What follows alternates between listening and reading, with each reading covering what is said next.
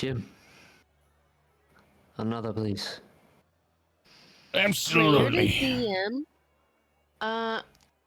The game for me is paused, so I haven't been able to move. But now, Thank you.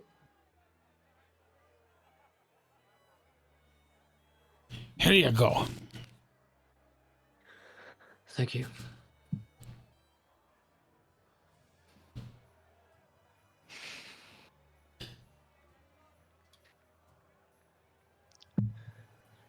What in the world will we ever do?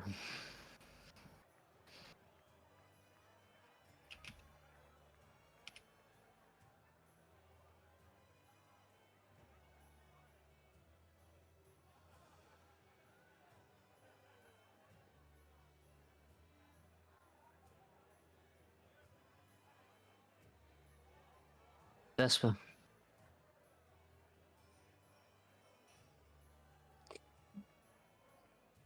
I think you should talk to your mother. I gotta step away for a moment. Okay.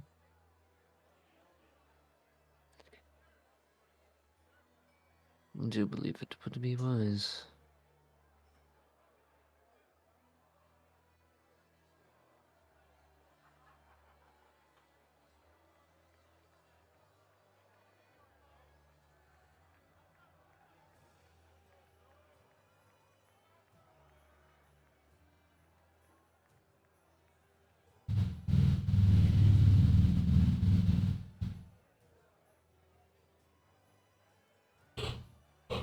Okay.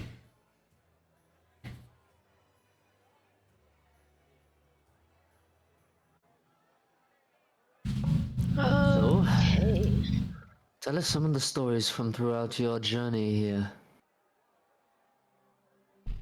Well, what do you want to know? After I left the monastery, I spent 3 or 4 months. I went to another monastery, actually. Really? Yeah. It was a bunch of monks that were crazy obsessed with this faceless dude. I didn't really understand it all. And, It must have been the Order of the Faceless Men then. I didn't try to understand it, but the boss man said that I could get stronger there. And I did. They helped me train and get physically recovered from my bout of darkness or whatever I was succumbed to. They really helped me with just the physicality of moving again. Stretches and all sorts of things. I sat under a waterfall. The craziest thing, the water was like, I don't know, but it was black but clear. I don't even know. Doesn't make sense to me. But anyway, I sat under this waterfall for what seemed like eternity. And I don't know, it was peaceful, you know? And the longer I sat there and the more the water pounded on my skin and the more the world just seemed to go away.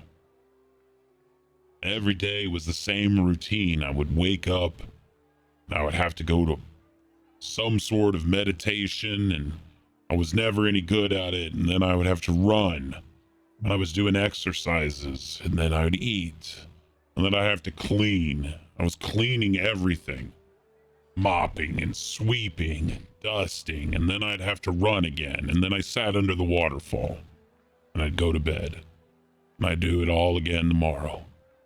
And after some time, it was routine, you know. And after, I don't know, a few months of that, they said I was good to go. And honestly, I don't know, part of me didn't want to leave. But I knew I had shit to get done, you know? Aye. I still Every time it rains, I find myself standing out in it. I just stare up into the clouds, closing my eyes, and I feel the water on my face. I just imagine that waterfall, you know? The boss man says that I probably lost part of my mind, but he's glad that it helped, whatever it was. He says it's definitely helped my work ethic, so there's that. But then, you know, I came back and I've done a few things here and there. I traveled to the desert. I can't really talk about what I did there, though, but that was nice. People there are different. I mean, anybody who spends that much time under a sun like that, you know, their brains are not all there. Aye. Seen the peak of a mountain. Seen a tree the size of a mountain. That was crazy. I wanted to go there, but, well, we were going other places. I can understand that one. You know, even though the world's in a brink of chaos all the time, it's kind of crazy to just look at things and imagine what is where, you know? Aye. Yeah, but that's not here nor there. Tell me about you. You finally found your people, huh? The last time I talked to you, you were looking to find your people, and now here you are with them. And yet you're hiding in a tavern. I figured you would be all dolled up with a crown on your head, you know?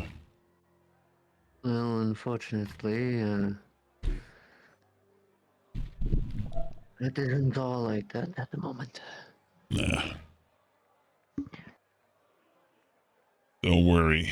I'm sure it's all not cracked up to what it's made out to be, you know? Player to player, we should let stranger know that you're not going by your actual name. Aye. Stranger does A good job of not name dropping anybody anyway. It's just part of his job.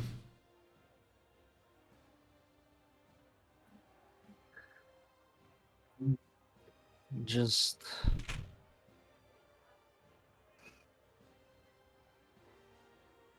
we lost someone important and almost lost another.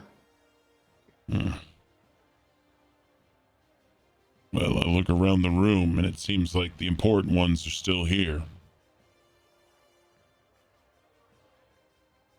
Who's your new metal friend here? Well, that one. Well.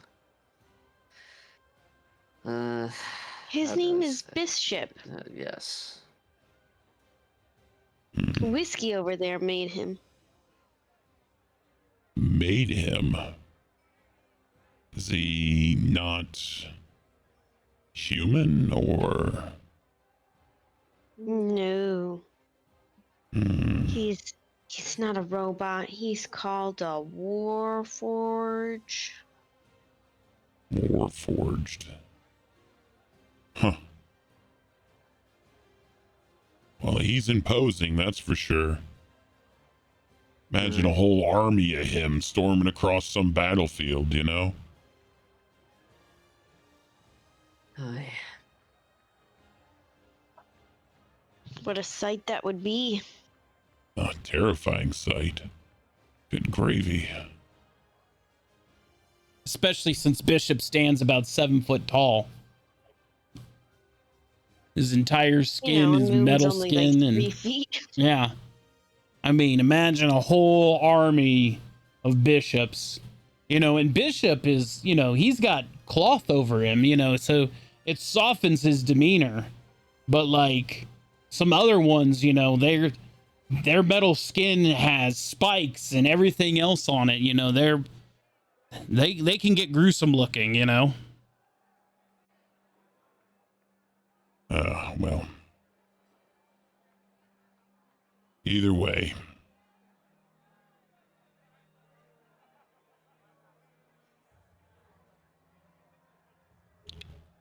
I look over here and you don't look the same anymore, little one. Well, I swear you've gotten I'm- taller since the last time I seen you. I don't know if that is much possible for a halfling like myself. Well, you hold But I yourself am taller. a- How about that? I like that. I am now a death priestess.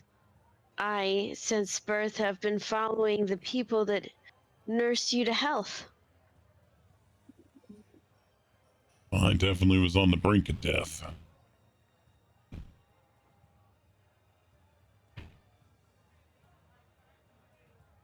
Vesper here.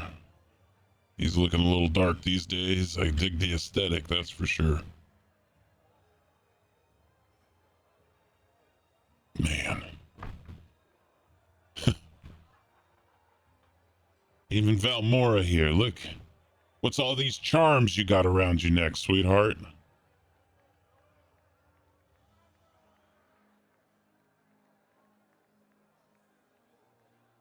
He also said he would be in and out.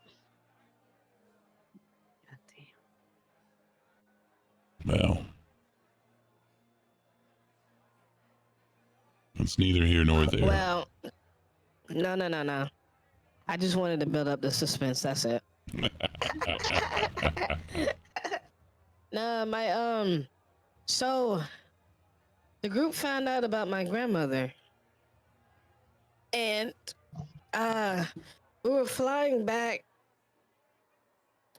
and as we were passing over this landmass, I just felt this like deep energy pulling towards me, and it was almost as if it was calling my name towards the land.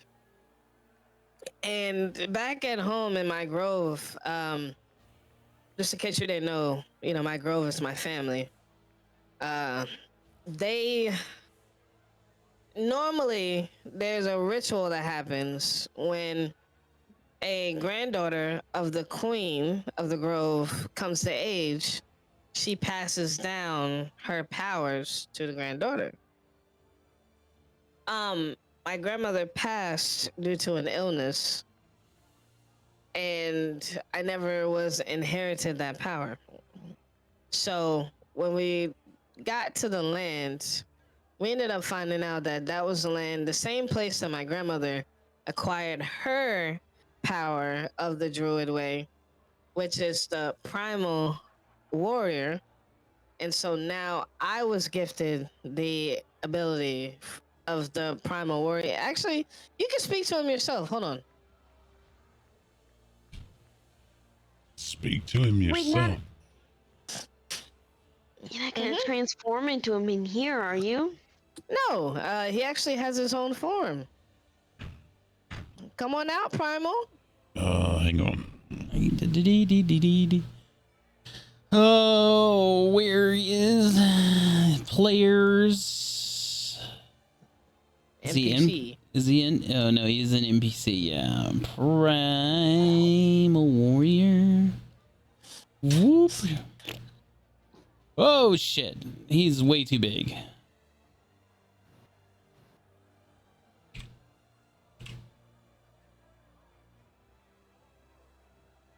He's still too. Hello. There, you should be able to control him. Nice to meet you. Holy sheep shit. Look at the size of that. Wow. Yes, Sorry, I don't- Yes. Phew. Sorry, I don't mean to be rude. Wow. Mm-hmm.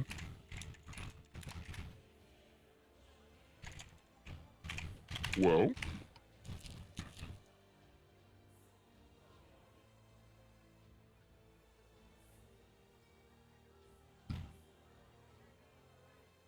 Well, hello? Nice to meet you, I guess. I am the primal warrior of the Emerging family.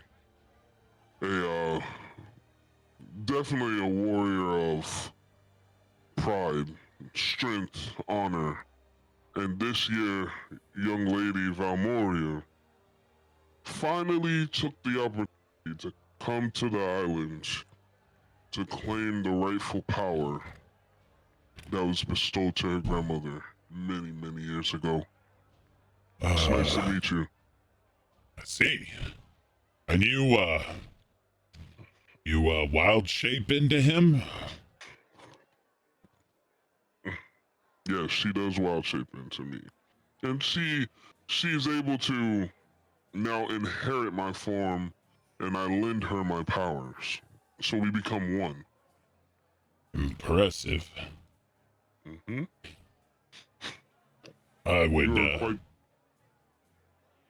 would not want to meet you in a dark alley. I'm just putting that out there. I'm actually harmless unless provoked. I mean this with all respect. I do not believe you. Wow, you are an impressive feat.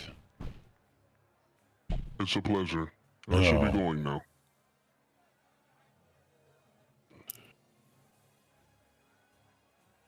Yeah. That pretty much sums it up, my friend. Ooh, Mm-hmm. you got a strong ally on your side, Velmora. Yeah, I can't wait until we learn some more. There are certain amulets that I am looking for now, so maybe when we speak to the boss again, I can ask him to lend me some more information. Well, here. Stranger will pull out a small book of parchment in a bit of charcoal, and he hands them to you, Valmora. If you know what you're looking for, write it down here. I'm always traveling, and I talk to traders all the time, and I mean, the least I can do is look for you. Okay.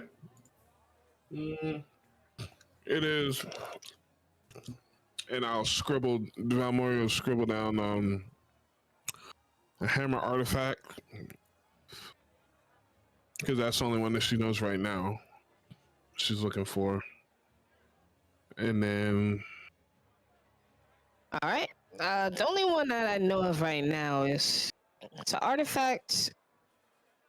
It's a hammer artifact for specifically dedicated for the primal warrior. You can't miss it. You'll know exactly what it is when you see it. Wow. I'll keep my eyes peeled, that's for sure. And if I hear anything, I'll send a bird, all right? These artifacts are very, very rare and unique.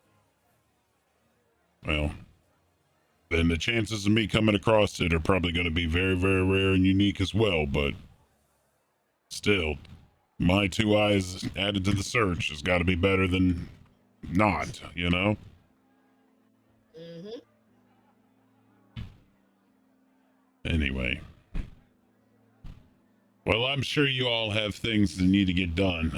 I'm just taking up your time now, so I need to go to the dock and see about catching this freighter out of here. You'll be safe. Yeah. Good luck with everything. And if you find yourselves heading towards Aethiers, good luck. Hey. If we ever do, I'm sure you'll find out. I wouldn't be too sure about that. The network in that area is pretty much gone right now.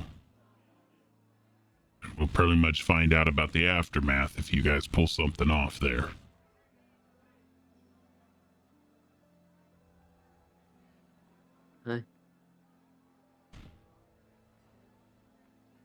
Be safe, Felmora. You do the same.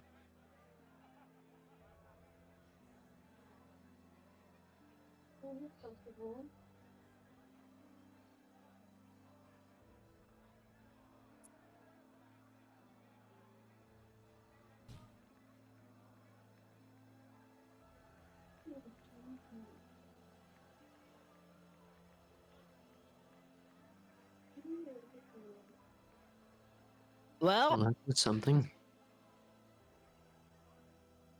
guys, now that we know about the airship, what shall we do?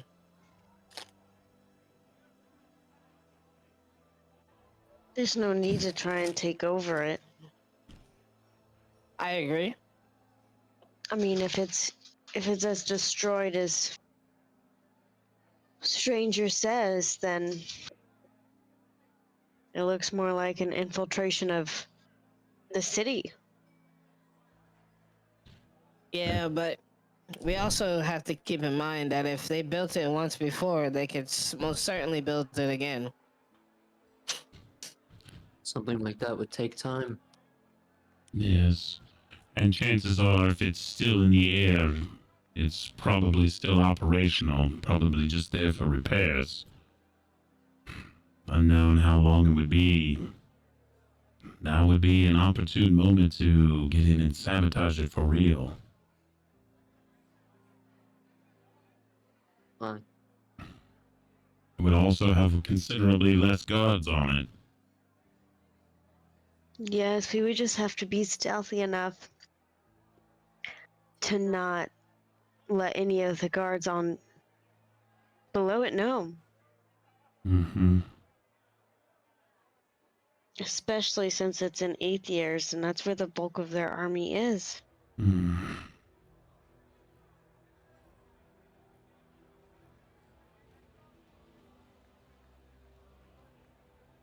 Escaping would be a lot more difficult.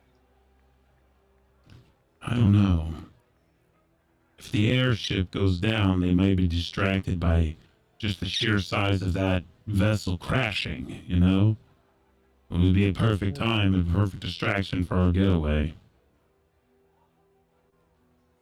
It would, but we would have to make sure it would crash not in the city. I agreed. Limit any kind of civilian loss. How would we do that? Would we lure it away first? Guess it depends where exactly in the air it is. I believe that me and Father could probably cause some of the engines to fail on one side, causing it to list away from the city before the main detonation of the engine. That way it would lean away from the city and crash out in the farmlands. I mean, we would lose crop, but at least then we would keep human life to a minimum.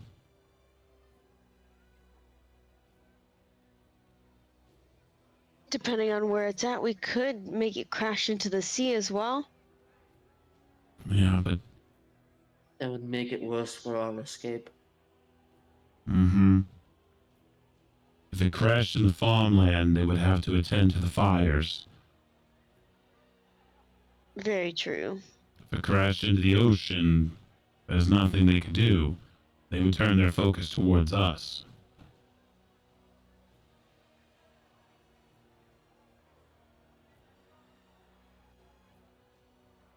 Oh. How I've wanted to go back to Aethiers. It would not We can still be go. a pleasure cruise, that's for sure. The furthest thing from it. If the city is under martial law, how would we even get into the city? I have an idea. I'm all ears. Bless you. Hold up. Bless. Sneezing, thank you.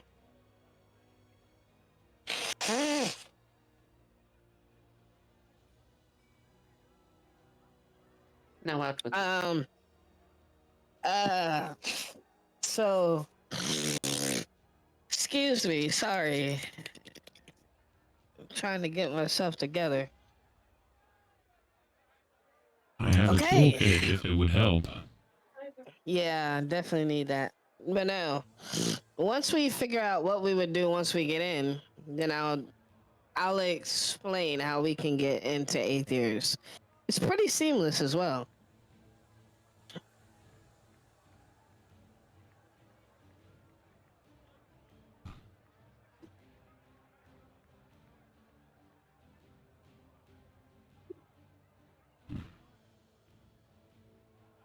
Well, now I guess we must decide on whether or not we're going to wait for Eloquin to arrive first, or whether or not we're going to prioritize the ship. Honestly, at this point, with the way the world is, I'm okay with either. Well, a ship of that size with the destruction that Stranger explained, I don't think the ship is going anywhere anytime soon. I believe we have time to idle.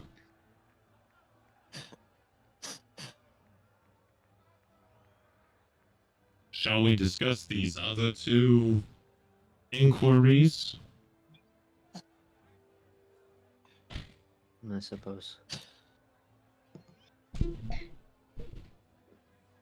Okie dokie. So, my plan. Wait a minute. DM, did you see my DM? Checking, analyzing, enhancing, enhance, Thank you. enhance, Let me refresh. upload, stand by, upload, upload, processing, pending, pending, pending, pending. Upload complete. Refreshing now.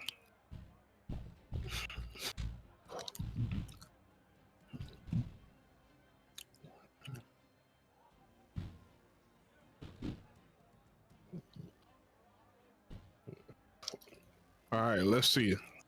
Let us see. Nice. Okay, guys. So here's the thing. All right. So you remember the garden back at Captain Yuri's house in the 8th years? Yeah. Aye. And you remember the big trees in the back? Aye. Also, yes. Okay. Let us devise our plan.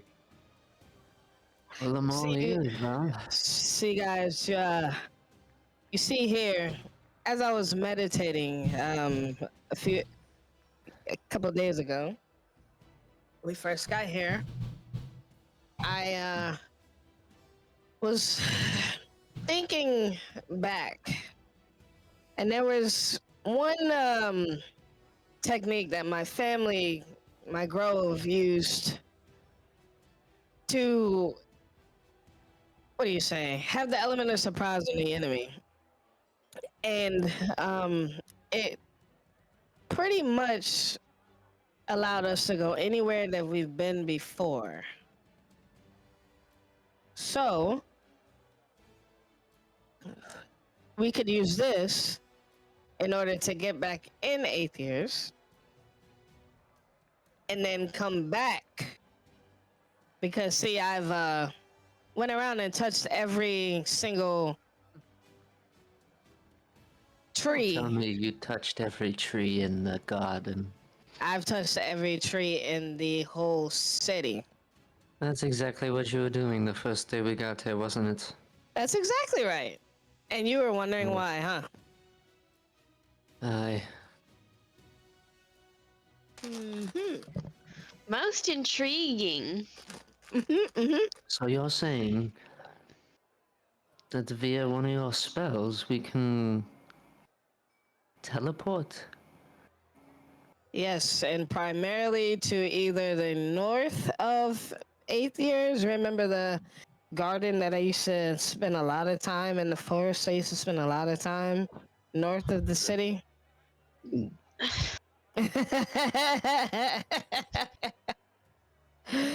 Yeah. Well, I suppose the second thing that we have to figure out is, well, we have our way of getting into the city. How are we getting onto the ship?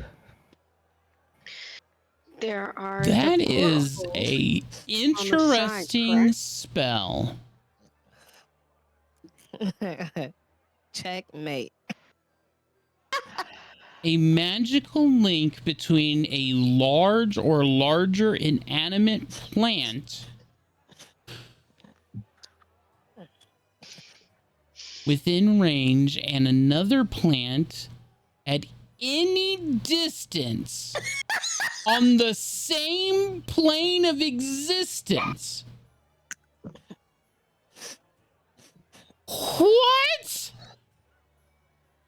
And Here we that go. you must have seen or touched. That you've seen or touched.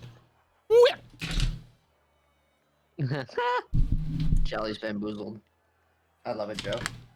I remember you devising this plan weeks ago. And once again, That you've And let seen it unfold. or touched. once again, Valmoria shocks the But DM technically- again. Ring the bell. Just throwing it out there. questions why Just technically, Valmora if we were touches ever in plants. battle and needed to get away, you could just transport us to our ship because you've touched the apple trees. We can get the hell out. Just a hypothetical scenario. You could transport us to the fucking garden in this fucking island bubble.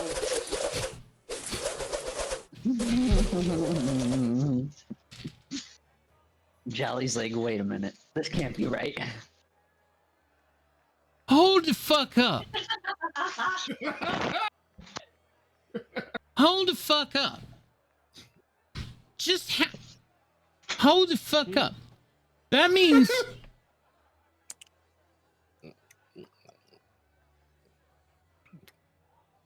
Driftwood Landing that you motherfuckers have been to one fucking time in this campaign, you could teleport to just willy fucking nilly now. The camp, the Descombe camp, just want to fucking go there real quick. Fucking teleport tree, woo, willy nilly. Let's see here. The fucking Primal Warriors Jungle Island. Yep, sure. Whoop, there we go. Can go there. Fucking J. Jenkins Emporium. It's got fucking trees you've seen. Fucking whoop, there I go. Off I go there. What else has got fucking trees you've seen? Oh, you haven't been there yet? Oh, the occult shop that has fucking bonsai trees growing in the shop. Whoop, there I go. Although that's probably not big enough to make a portal if I really wanted to be a dick DM about that. Because it's got to be a large tree. Oh, I don't know. Oh, Temple of Wind God? The fact that it had an entire Fey fucking jungle in the back room where y'all found the tobacco. Whoop, portal there if you want to. What else can you do? Oh, yeah, the fact that the Velvet Veil has fucking trees in the lobby. Whoop, portal there. What else is there? Anywhere in Zatan's. Oh, Ziggy's fucking farm. It's got a whole fucking apple orchard everywhere. Yep, whoop, there. Zatan City, whoop, Crystal Gardens, whoop, there you go. Anywhere there. The airship, yeah, there's fucking 3 apple trees on the airship. Whoop, right there. That gives Valmora a portal to fucking anywhere that I put trees now. God. I don't even know why I give you a fucking airship. What the fuck? What about the town square? Hang on. Does the town square in the middle of goddamn Aether's Landing? Hang on. Hang on. Hang on. Right in the middle, I believe. Activate this shit. Hang on. Hang on. Mm-hmm. There are trees Down in below. the middle of fucking town.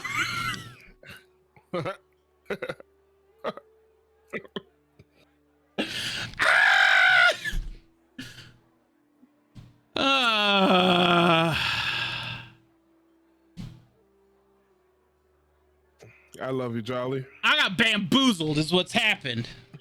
I love you, I Jolly. got bamboozled. I Yeah. got bamboozled. I was gonna actually I got wait bamboozled. longer. I was gonna wait a I got little bamboozled. longer. What's crazy is I have another Got spell that's even worse bamboozled. than this one. I bamboozled. I got bam fucking boozled. I'm telling you, I got another one that's worse than this one, Jolly. I've been bam fucking boozled.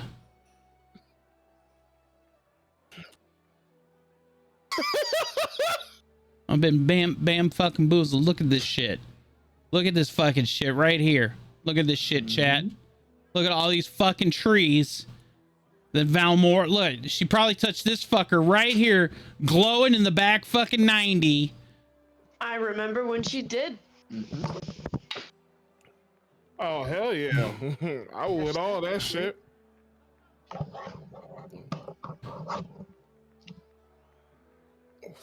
Fucking. I'm gonna have to pull this map. I'm gonna have to pull this map up. I'm gonna have to edit this map before you portal here, if that's gonna be your plan, because It got blown up. story-wise, this place got blown up. It got burned. Remember? So I'm gonna have to revisit this map.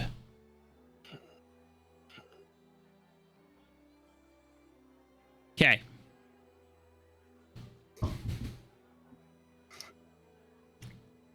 I've been hoodwinked. Damn, cuz you got wind walk and transport via plants in the same damn. You bring plants onto the warship. We could also teleport in there. Very true. We could just Jolly's- bring a little plant with us along with the trip, and we could just teleport right through that. Just keep a fucking potted plant in my bag of holding. That way I always have a fucking... There you go, dude. There you go. That's a great idea. Go gadget teleport home. Boop, boop, boop, boop, boop.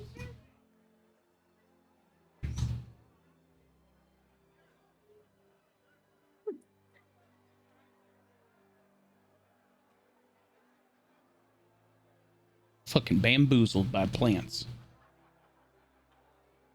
Oh yeah, of course you got a call from work now. Yeah, you run away for your work call.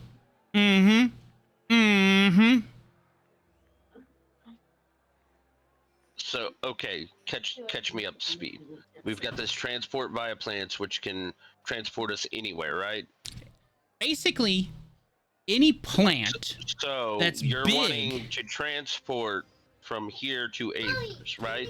Basically any plant that's big enough, large plant, so tree, that Valmora I has ever understood that fucking part. seen or touched in her goddamn life, she can now use as a fucking druid portal.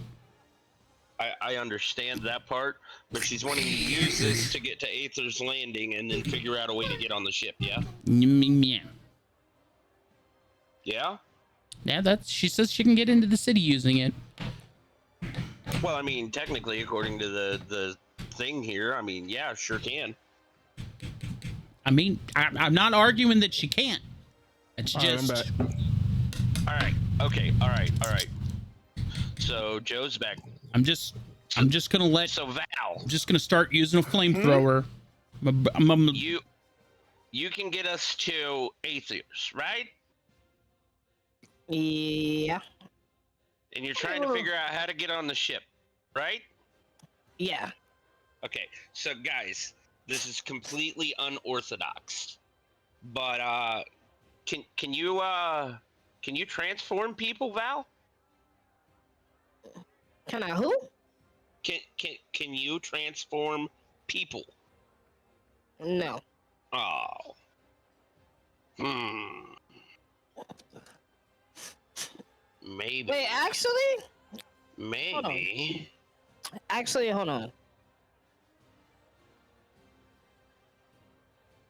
He said, "Hold my beer. So. Hold my ale." I love when Jolly mention our plan. Stop. He laughs, and then when Bal throws one into his, he goes, whoa, whoa, whoa, whoa, whoa, I'm gonna start using flamethrower. So, Val. What about this?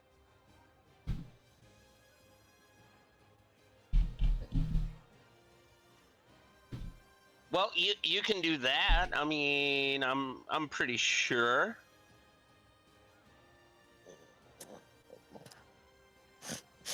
So you want to transport us and then make us walk on? I mean, yeah, that's better than my plan. What? Yeah, I was just gonna have you get us to Aethers, and I was gonna make a bunch. I was gonna make a bunch of these. And store like put disguise self in them, you know, maybe something to transmute us, change us how we look, turn everybody into rats and just catapult us with my catapult spell. Take it to a different room. Interesting. How You would want we to be stop on it? ourselves? How would we stop ourselves? I mean, you'll stop yourself when you fly into the side of the airship. And then fall down on the side of the airship. You're a rat. You can climb walls. What? You can climb walls now, and you're not even a rat. Do you understand what a rat is, correct? You saw Carter. Well, yeah, I've seen Carter. You're telling me that he couldn't use his little rat fingers to climb? Up a smooth metal surface? No. It's a work in progress, okay? Who says we gotta like hit the wall? What if we hit what if we aim and we hit where the cannons are and we just shoot ourselves in? May I ask how you're going to test this theory? It's a work in progress. First and foremost, I need to get another arm. I'll be back. Okay. Fair enough. Bloop.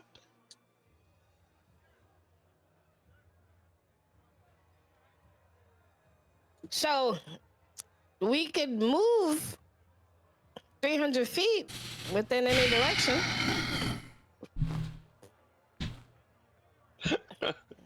I'm not even Just- there, and I can just see smoke rolling out of Jolly's ears right now. Like, why? What have you guys done to my campaign? Nah, it's fucking brilliant, is what it is. Because You're welcome. Because it gets you into the city, and it gives you a reason to get onto the ship without being detected in any capacity. Like, it's the perfect sneak attack. It's truly brilliant. And it uses my rules of spells for roleplay very well. You know? Like, you are, I mean, I am very proud and also a little perturbed that I didn't think of it. It's brilliant. You son of a bitch. I'm in. You son of a bitch, I'm in. My thing is, I don't think Windwalk works on Bishop, though.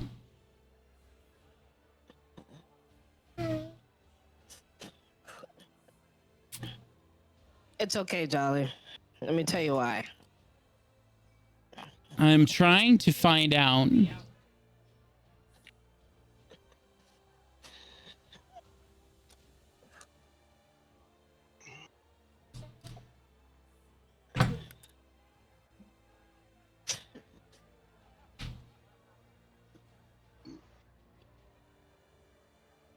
No, it'll work. Never mind. No, it'll work on him. Oh, I mean, because if not, I was just gonna grow a big plant. Like grow a plant on the ship and be like, here you go. Yep. I mean, I do have a pretty good arsenal to help me grow some plants. Mm-hmm. I like it.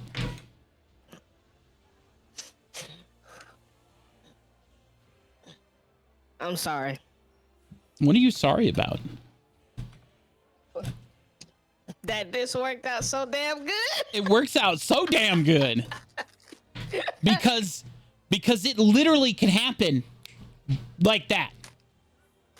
It can happen that quick. You know? Mm-hmm. No fucking airship travel time. No awkward, like, when is this gonna go down? No awkward, just, it's like put the black paint on the cheeks. We're going through the plant. Let's get this shit done, Mm-hmm. I mean, And a girl of Almora. the only thing that I'm just not prepared battle map wise for it to happen today, or else I'd say fuck it. Let's go fucking nuke an airship,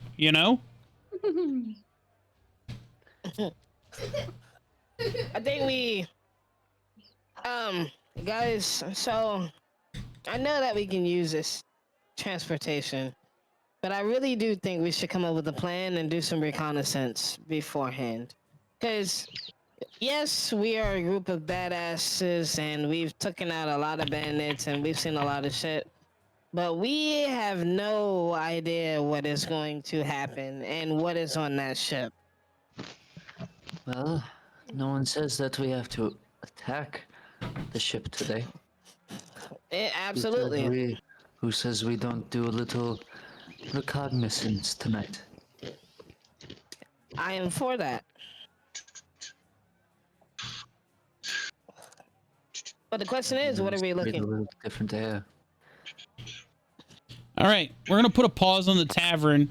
Whisker, what are you doing? Okay. Yeah, let's go. Sorry, I'm back, guys. Okay. Welcome back. Did you hear the whole thing slow? I literally just put my headphones on, so I didn't hear anything. Go ahead and Dolly. take a look at the 2 spells that were posted.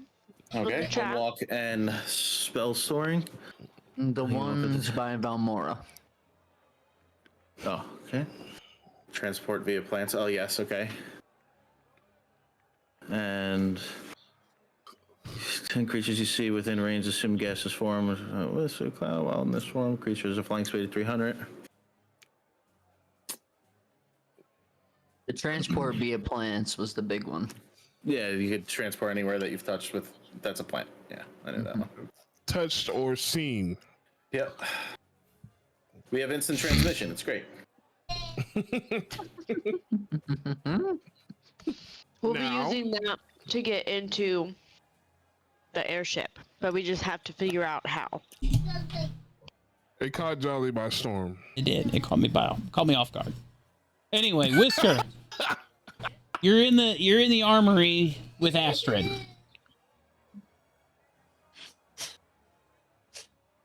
Yerp.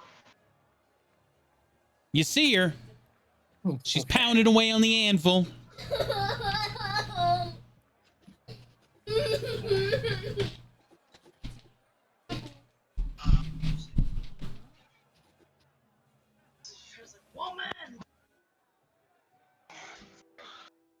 Woman, are you awake?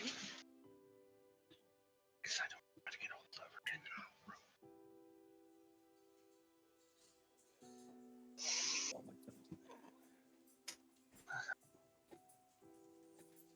Hey, Astrid.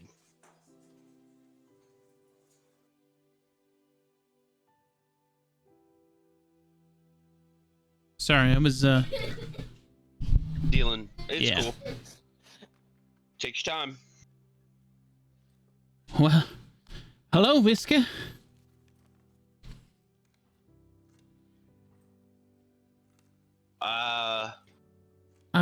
Are you busy? Not busy enough for you. You, missing something? As she points at you with her hammer. Yeah.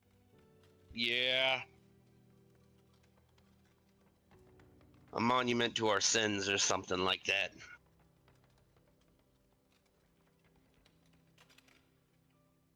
How so?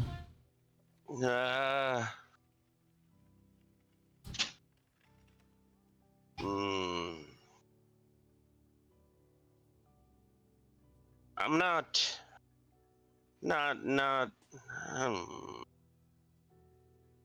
not real sure the rest of the guys would be inclined to me talking about it right now. Well, that's fair. Look, as she steps out around her anvil and stuff. I could finally wear both of my boots. And you can see that one is a very well-worn boot that she always wears, and one is almost the pristine boot that only has today's wear on it. Well, I'm glad I could help you out. So, you pointed out that I don't have an arm anymore. You also made a comment that you wanted to learn to do what I do and you wanted to be my apprentice. So, how about we, start you off by building me another arm? I don't know if that's a good first project for me. As she looks up into the rafters of her shop.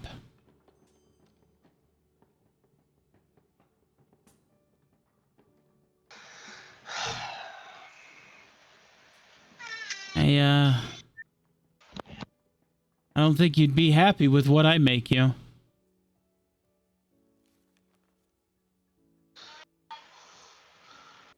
Well, I mean, I can build another arm. You said you wanted to be my apprentice and wanted to learn to do what I do. Do you want the job or not? More than anything. Well, then we're gonna build me an arm. So then where do we start? Well, you saw how big the other ones are, or the other one was. You got a keen for remembering sizes, or do you need to take some measurements? Well,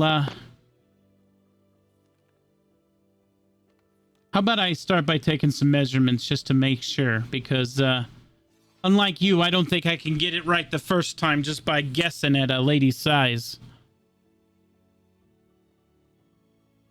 All right. Also, are we doing this at my place or yours? Because frankly, I'm, good for making swords and armor here, but fine toolery you're not gonna find here.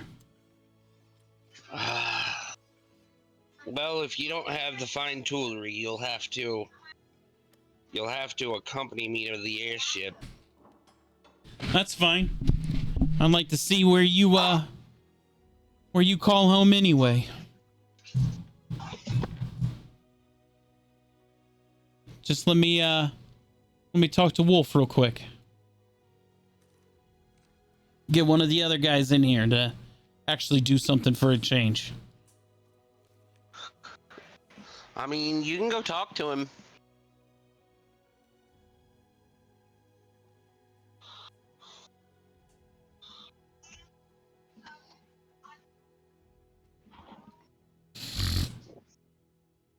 And with that, Astrid and Wolf are going to start having a conversation. And at first, Wolf takes it kind of as a jokingly. And you see that Astrid is pretty stoic. And then Wolf stops laughing about it and then kind of understands the situation of it all. And, oh, well, if, I'll get one of the other smiths to come in and did you do what you need to, Astrid. Just don't be a stranger, all right?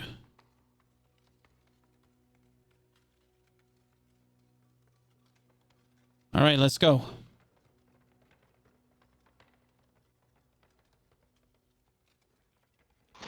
All right. So you'll have to pull us to the airship.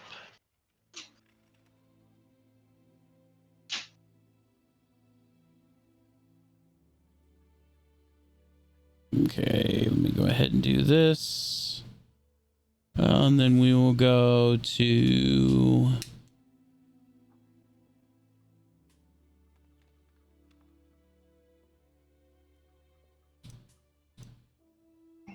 go to airship.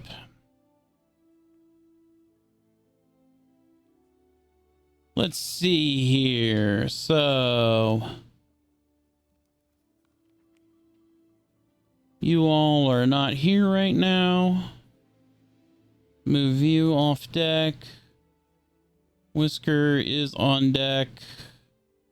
Damien is off deck. Bishop is off deck. Moon is off deck. And then I need to pull Astrid on deck.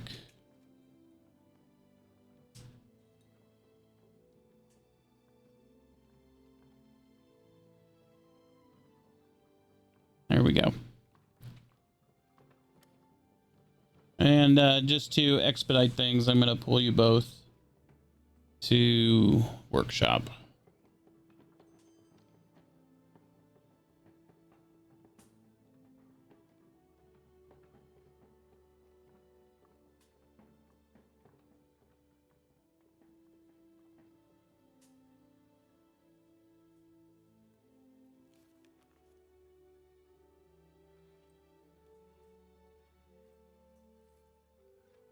Okay.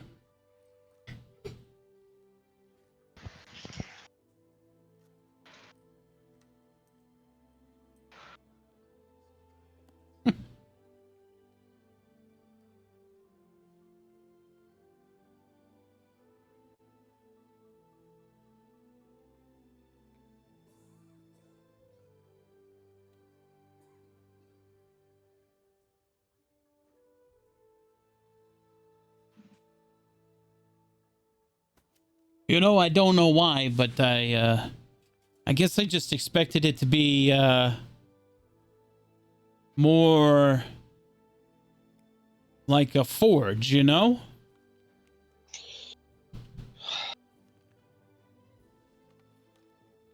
I can get that. I understand, but there's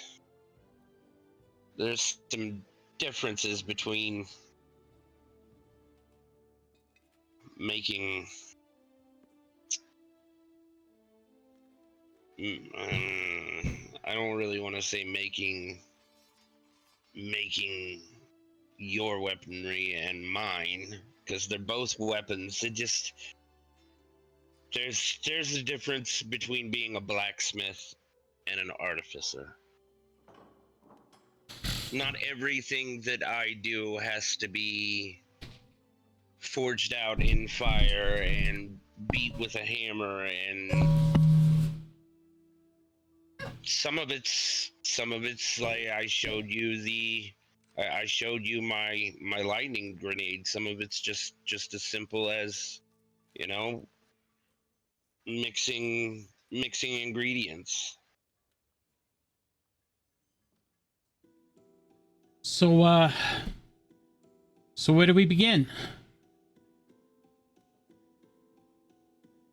Well, you said you needed some measurements. Astrid grabs a hold of you, runs her hand down you, feels the scars on your skin. She runs the tape measure down your existing arm, measures your joints, your bone structure. She feels your muscles, measures your tendons, down to your very claws. She writes it all down. She begins to sketch out things.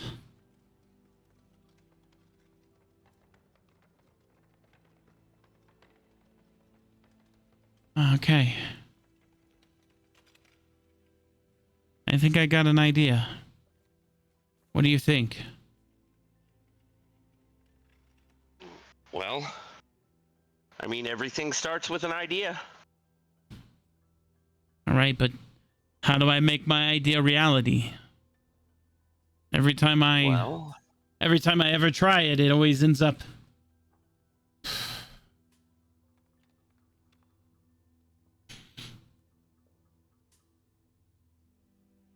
Well, I know you make horseshoes and swords and shields and everything that you make is a little part of you.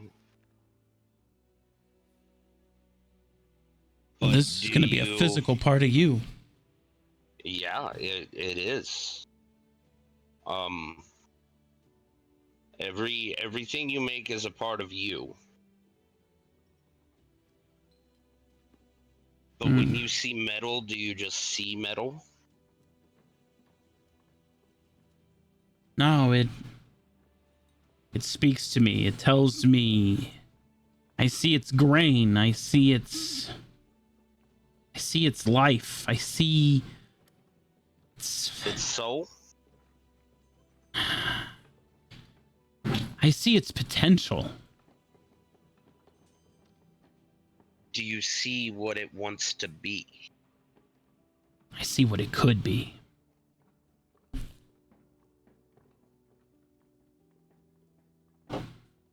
Well, that's a good start. So you have ideas, you see what your metal materials could be. But I see all this stuff in your workshop, and it's like, how do I get it all to be together in... Wait. I know. What?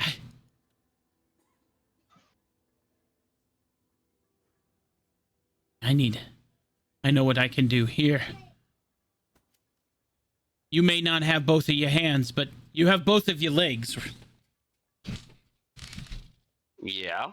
Astrid's gonna sit down on the stool, and she's gonna take the leg off that you gave her, and she puts it on the table, and she takes the boot off,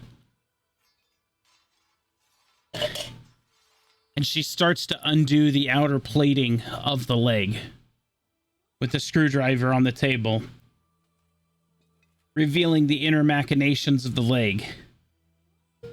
And you could see the gears inside of her head as it starts to swirl.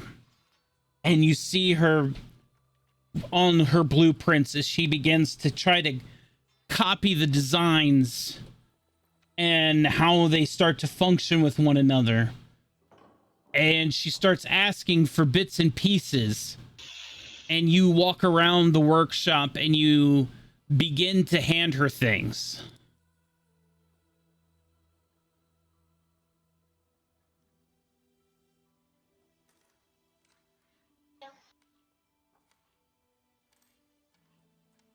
And at first, she's not having the luck with it. She's still trying to figure it out. And so she digs deeper into her own leg. And she takes more of it apart. And she digs deeper into her prosthetic leg, removing more of what makes it function. She takes the foot apart. She takes it off of the heel, the ankle. But by doing so, she's beginning to understand more about it. as she asks for more things from your workshop. She's starting to ask for specialty tools that you have. Things that are required to take snap rings and other things that she doesn't even know the names for, so she begins asking you technical specs for the various parts and pieces that she's looking at. And you begin answering her questions.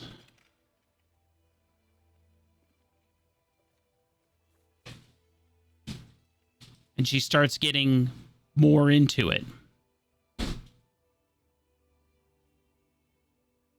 And she begins to assemble her own arm aside her leg, copying some of the designs that you have already laid before her, following her own blueprint. And as the work continues, she takes more of her own leg apart. And at this point now, she's all the way up to the knee joint. And most of her leg is disassembled at this point. But her understanding about what you did has grown a lot more. The tools that she's been asking for and the technical specifications and her blueprint about the arm that she's making for you has grown significantly in just the few short hours she's been working at it. Astrid is not stupid by any means. She is technically smart. She's just never been trained.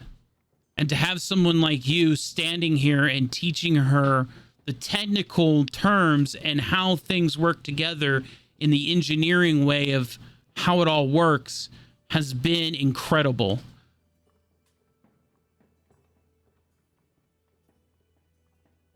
But unfortunately, it's still not clicking. The last little bit is just not there as she's trying to put the finishing touches on this arm.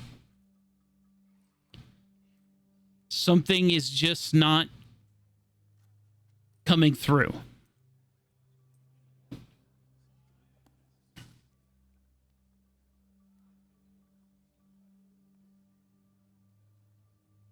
Whisker, I want you to give me a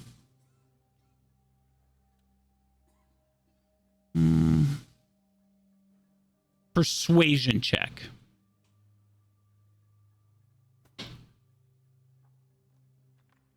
Normal disadvantage. And just normal. As you try to help her.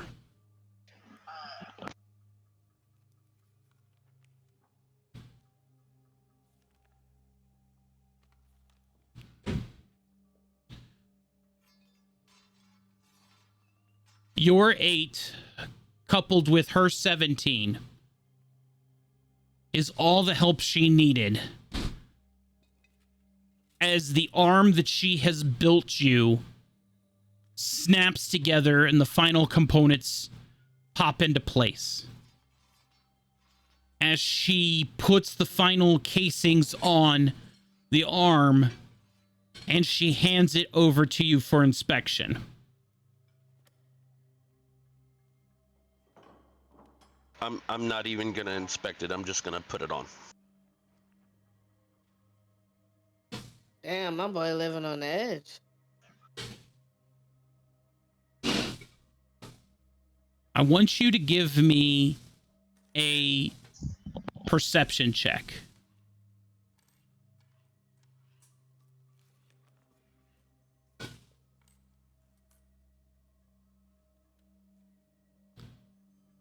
With a 7, as you put the arm on, you quickly realize that you don't have the feeling in the hand that you would with one of your own creations.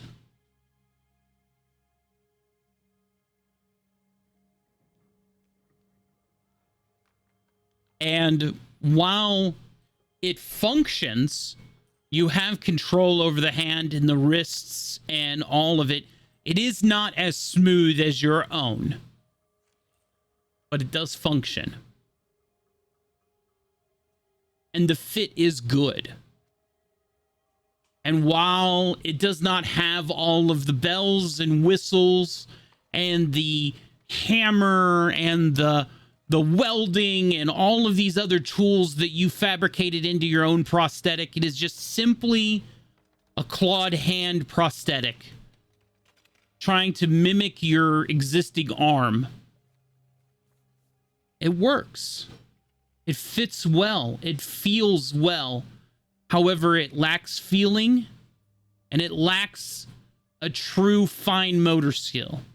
But for a first and true attempt at building something that she thought a few hours ago that she would not be able to do, it is a huge triumph for her.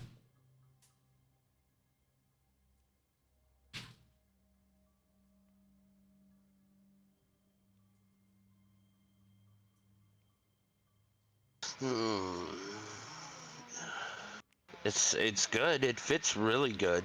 I mean, I'm just gonna kind of like roll my wrist out and wiggle my fingers, bend the elbow, you know, just kind of basic movements. But it just don't be discouraged. It needs a little bit more work.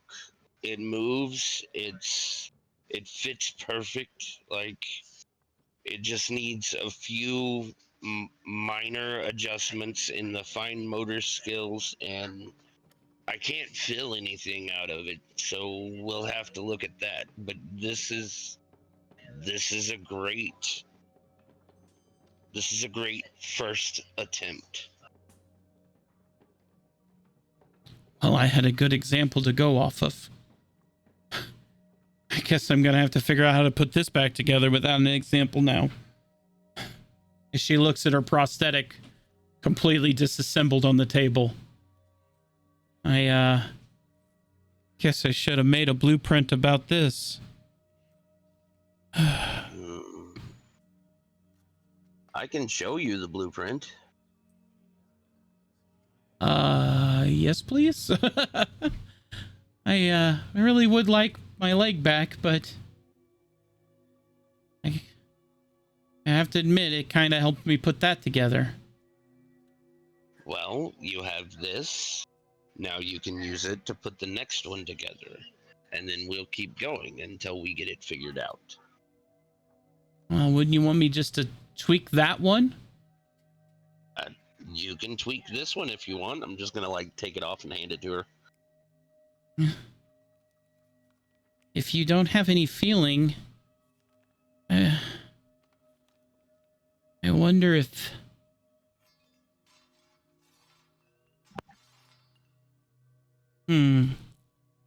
What if I just...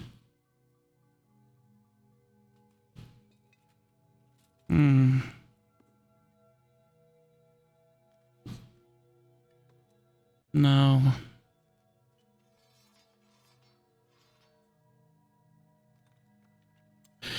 I don't know.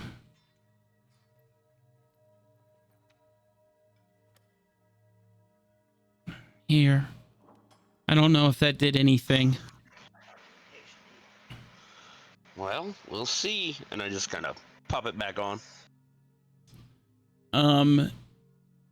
As you do, only your thumb moves now.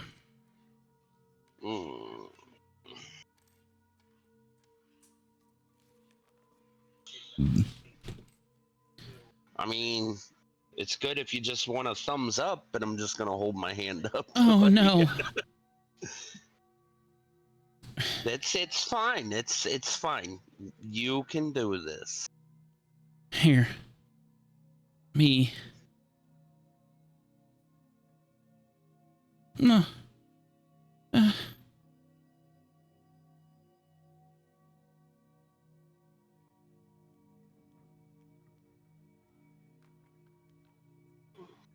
She twists the screwdriver on it some more while you're still wearing it. And for the briefest of moments, you feel the hand where she's twisting, and you regain finger control, but now you have no thumb control again. I mean, you're getting a little better. I can feel it, and my fingers wiggle, but this thumb don't move no more. I just... I don't know what I don't know what I'm doing wrong. It's just, it should be working if it was just, this is, according to this blueprint,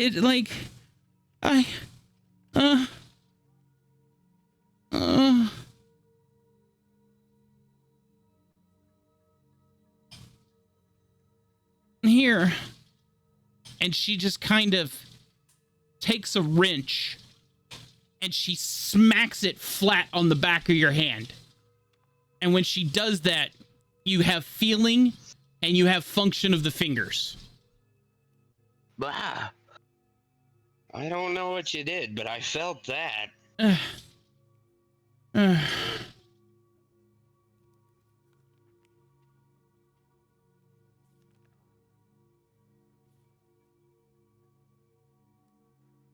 Well, at least you can feel the prosthetic now and everything seems to be working. Yeah? Yeah. Oh, that's good. Sometimes it just needs a bit of kinetic persuasion, right? I mean, sometimes. All right, well, good deal. So...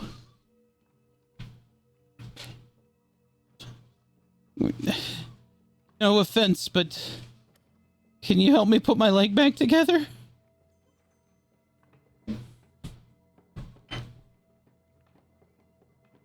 Yeah, I can help you do that. Thanks. Oh.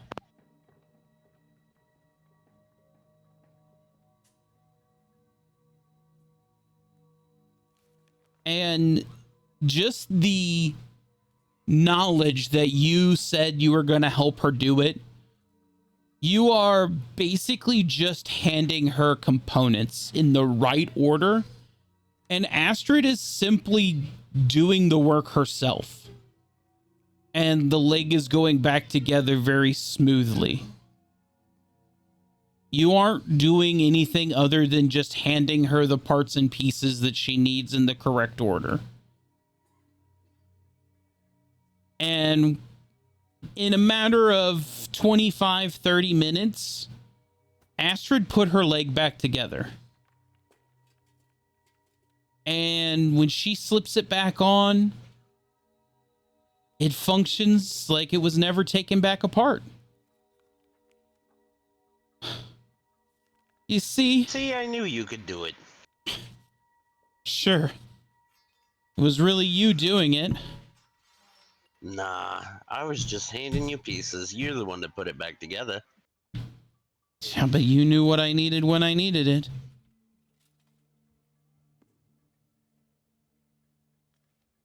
Either way. Well, I should, I really appreciate you bringing me to your workshop today.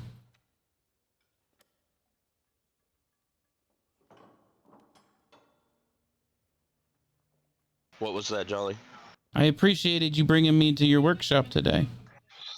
Oh, it's not a forge, but it gets the job done. Well, if you ever need a forge, you're always welcome to come by mine. And you ever need a workshop, you're more than welcome to come here as long as we're here.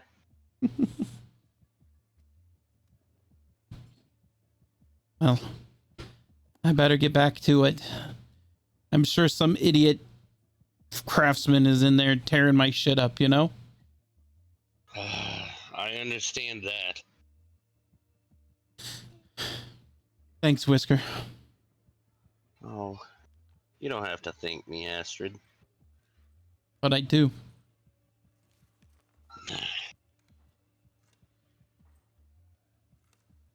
With that, she leans across the table and she kisses you on the top of the head. I'll talk to you later. Yeah.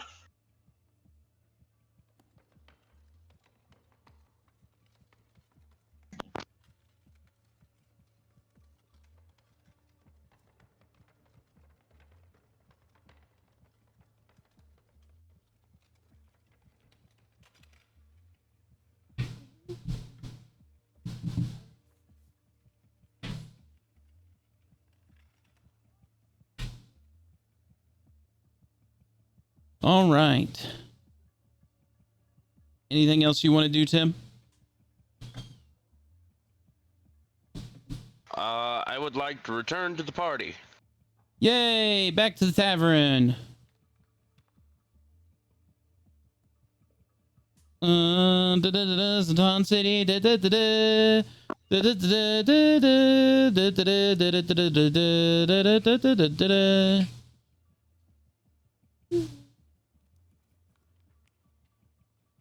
At this point, they're pretty much all probably sitting along the bar.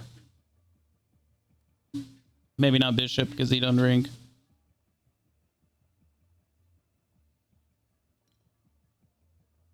Jim's probably slinging drinks.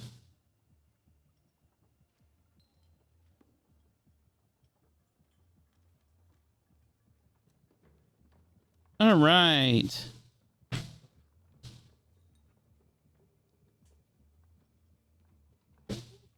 Is everybody there? Yes. All right. Yes. Good deal. Yeah. Let's get some.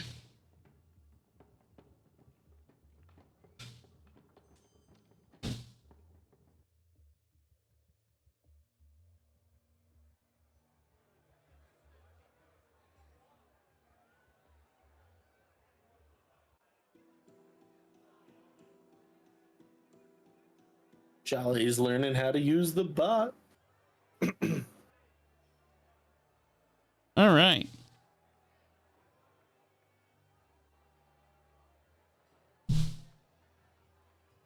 So, All right. now that we're all here at the bar, as Whisker walks into the bar, you're all Jolly Jim's there, and he's like, talking to y'all, and you're all drinking, having a good old time, you know, waiting for Whisker to get back. Whisker walks in the door. Hey! Whisker is back. Welcome back. Did you have another date? I You mean, do like to run off. I wouldn't call it a date.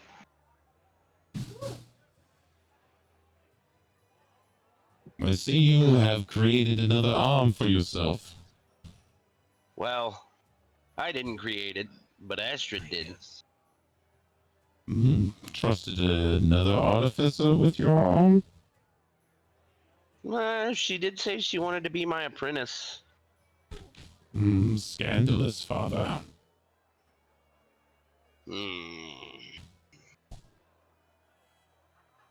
Now, he's just trying to make you a brother or sister. It's fine. In order to do that, we would have to return to the plains of Ebenron and use the forge. I mean, kid, if you wanted a little brother or sister or something, all you had to do was say something. I mean, you know. When you say little, would they be, what, 6 foot, 5 foot? Maybe your size, No, father? I mean, like little. And I'm just gonna throw this out on the bar on the bar counter. Ah, a little eldritch flamethrower. How quaint.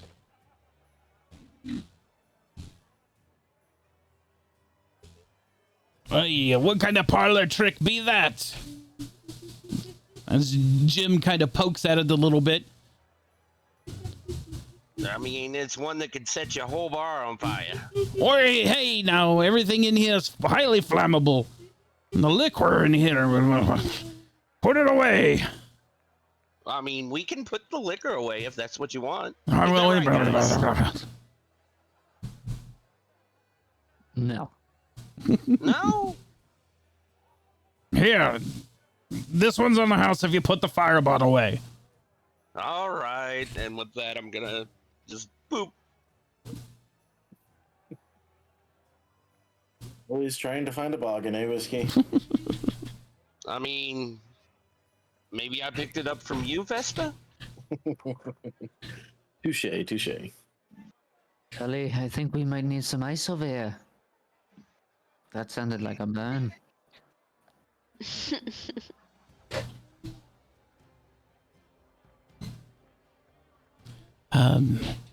Excuse me.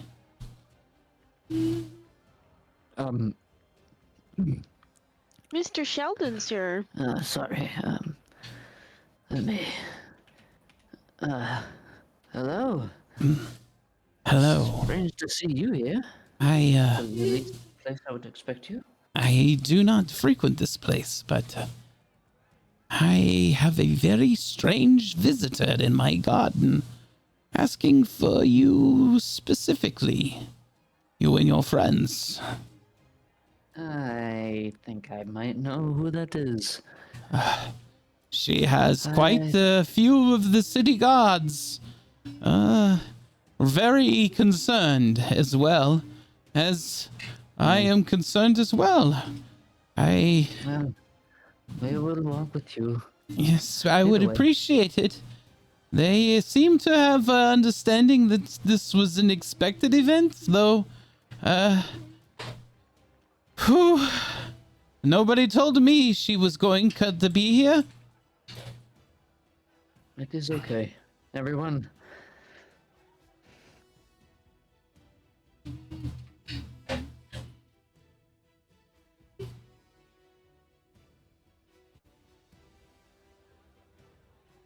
All right, so let's get. What the hell? Hello. Why isn't this working? Yeah, can you unpause and pause the game or something? I can't move. I just refreshed. Yeah, my game is not doing anything. Like something's wrong, so. I refreshed.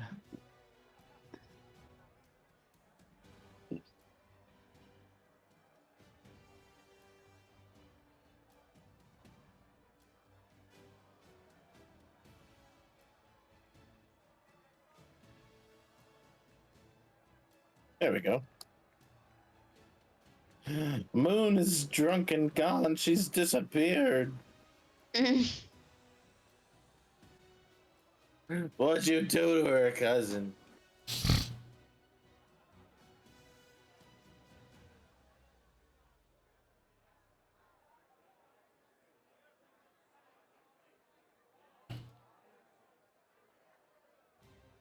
Moon. Did anyone follow us? My games are goofed up. I might have to do a server refresh. Give me a second.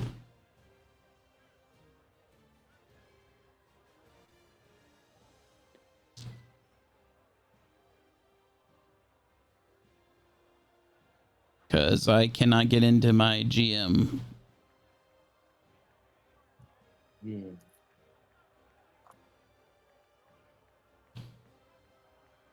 What a wonderful day for a walk in the park. Well,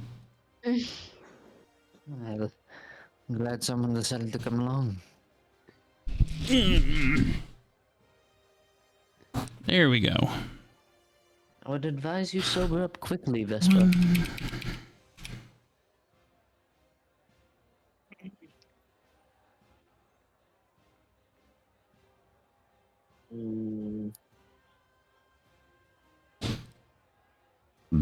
I'm only pretending to be drunk. Understood.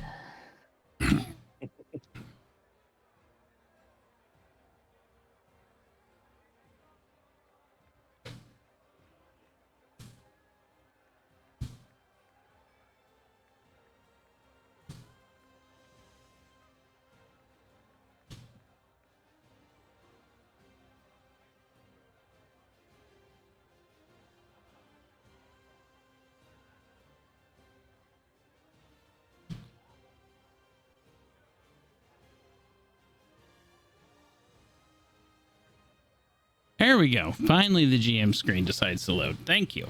Okay. Whew. Should we all refresh? Might need to. I'm so good. My stuff moves. Okay, good.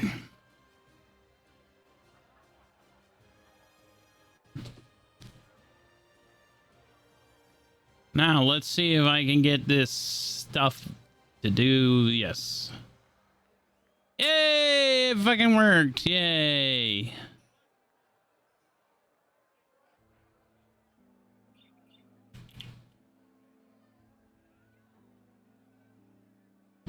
Are we all going up there? I mean, you're all part of it. Yay! Let's see, you're not gonna take my kid away. Yay. Yeah, mail, yay!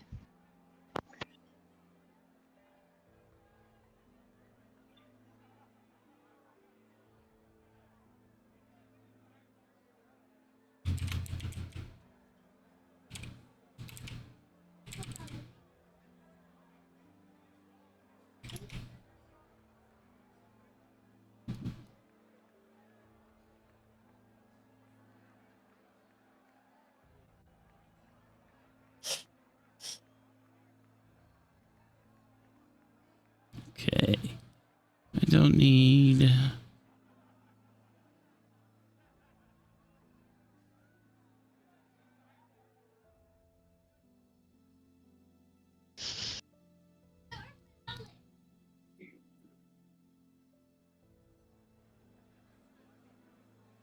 There we go.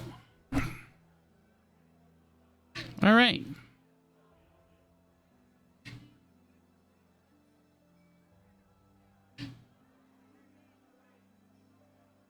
Anyway, as you approach the Crystal Gardens, it is very apparent that your dragon is in the gardens. The guard presence in the gardens has grown exponentially. As you see several of them, they're not being aggressive by any means. They're just kind of blocking off the gardens as you approach in the city. Guard presence is a lot higher. Several of the gates have been sealed off. As Sheldon approaches, a guard opens up the gates. Several of the townspeople have gathered. As the garden's being sealed is quite an ordeal. And I bet that several of the townspeople seen Eloquin land in the garden. And she can probably still be seen from some of the higher buildings in town. Rumors are going to start circulating through town very quickly.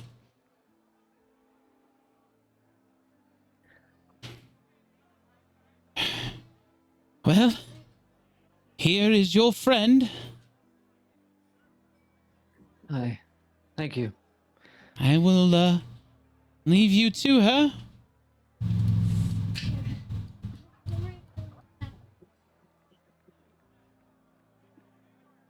Thanks, Sheldon. I appreciate it. Mm. Yeah, thanks, Shelly. Shit. Excuse me. Pardon me.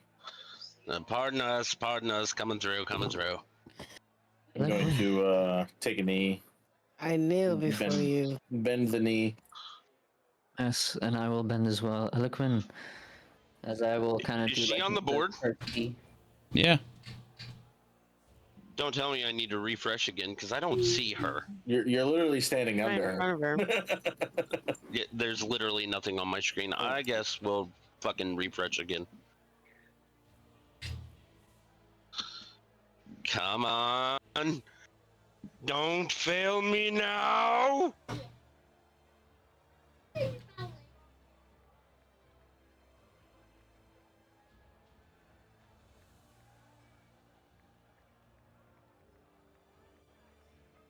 Ah, I see her now.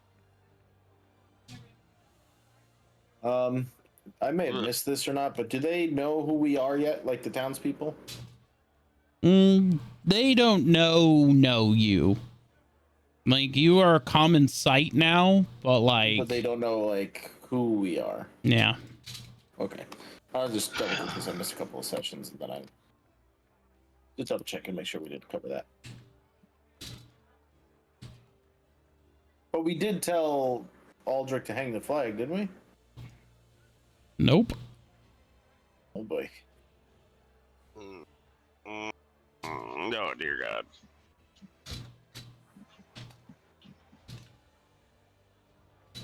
Wait, I thought that we did talk about hanging the flag. We did tell them about our flag. I know that, but I don't know if we told them that. I don't know if they actually hung it or not. Yeah, Because because we have to ask about everything. It is a pleasure to see you again. Hang on. As Moon looks up to Let me make sure that I have her voice all set up here. Is this sound? Nope, that's. I don't like this voice. Right. Does this sound elegant enough? Maybe a bit of echo. No, a little bit of reverb. Yeah. Pitch. No, that's high. Yeah. There we go. I like that. Read. Yes, very good. Very nice. Very nice indeed. You may address your dragon goddess. Curtsy / bow.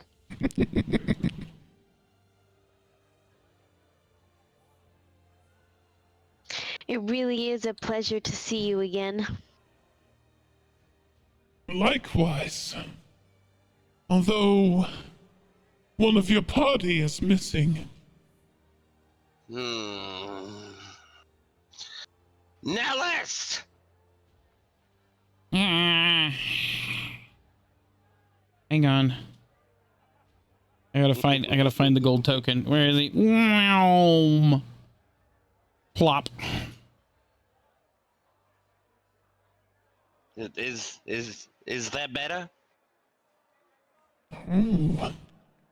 What has forsook you? Long story short, I'm a spirit guardian for the metal guy in the background.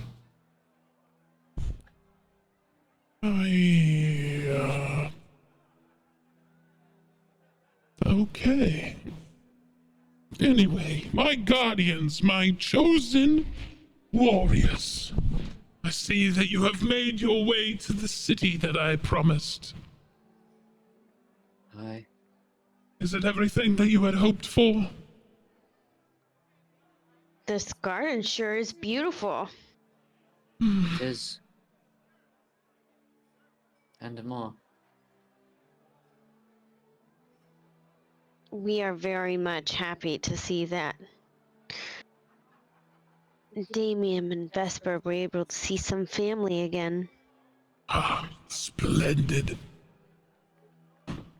I knew that some of the Aranthian had come this way. I had no idea that your family had made it this far. I'm glad that you were able to reacquaint yourself with them. Hi. How have you been?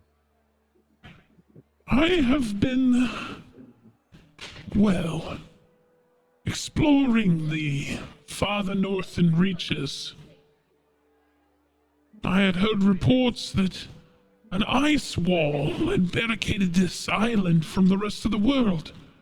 But as I flew, I found no such ice wall.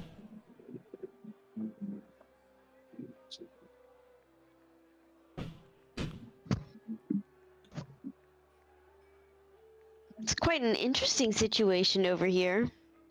And honestly, your presence has them all quite worried. Although I may be an ancient dragon, I am used to my appearance causing much concern in the world. Though it is always a blessed day when I am not greeted with the shot of arrow and spell. Concerned looks do not bother me. It's very fair.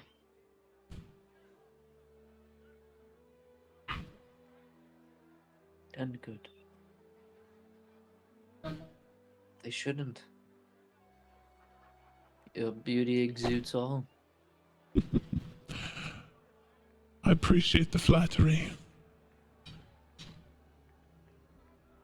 Now, I know that you have come here for a reason. Please. The part of the pact of being bound to me and I to you. This city is to be my new home. Our new home, is it not?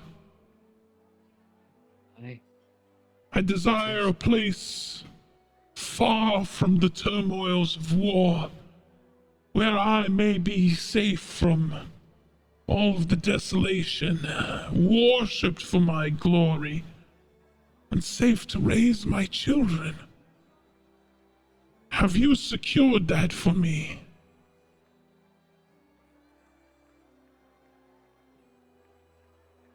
Unfortunately, I don't think that we've secured everything that you had asked. But I am most certain that we can find some. Unfortunately, we've had some Unforeseen circumstances? occur, and we haven't been able to. It is going to take quite some time and effort to complete this task. Well, I don't know. As long as Eloquin was respectful and she got the respect that she deserved back, I don't see why the people would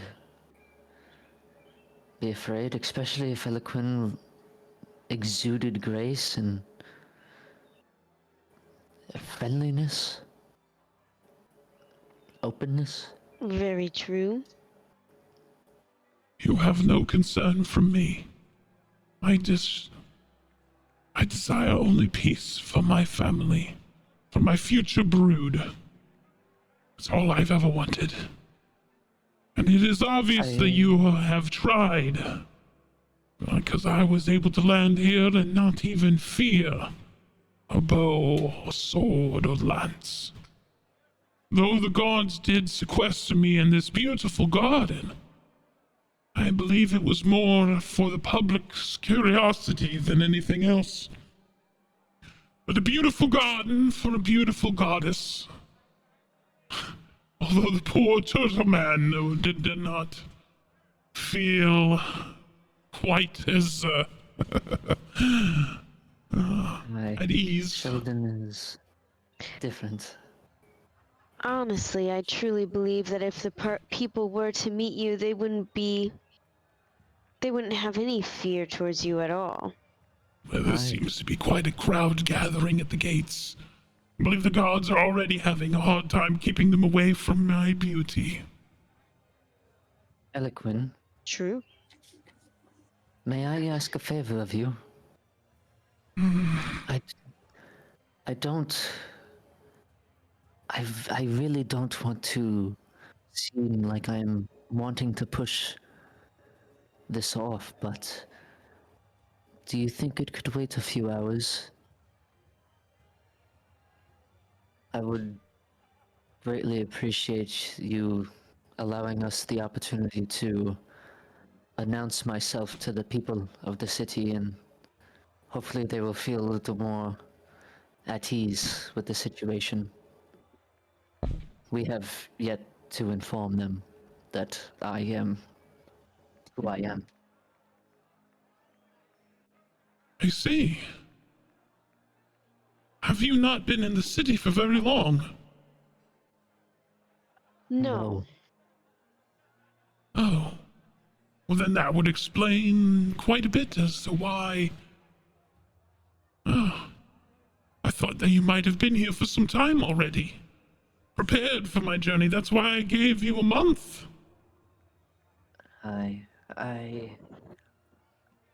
It feels like we've been here for a month, but it only has been a few days. Oh, well, then I have expedited your, I apologize for my okay. intrusion then. That is okay, and I do not wish for you to leave either, as this will be your new home. I will assure to that. Well, The king introducing himself with also a rallied ally of this goddess here before us. The people With would feel more friendships. safe. Quite so.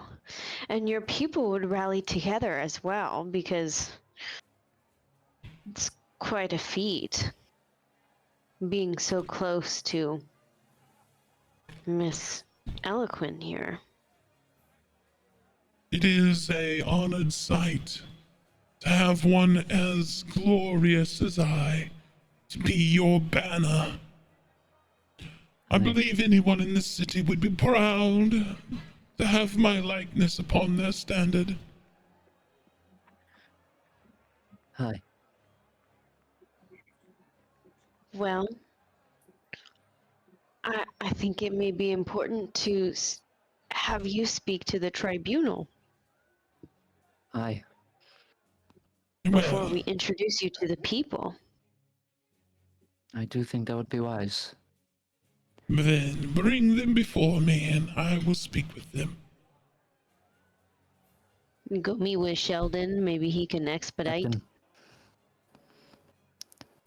So, I need you to summon the hierarchy.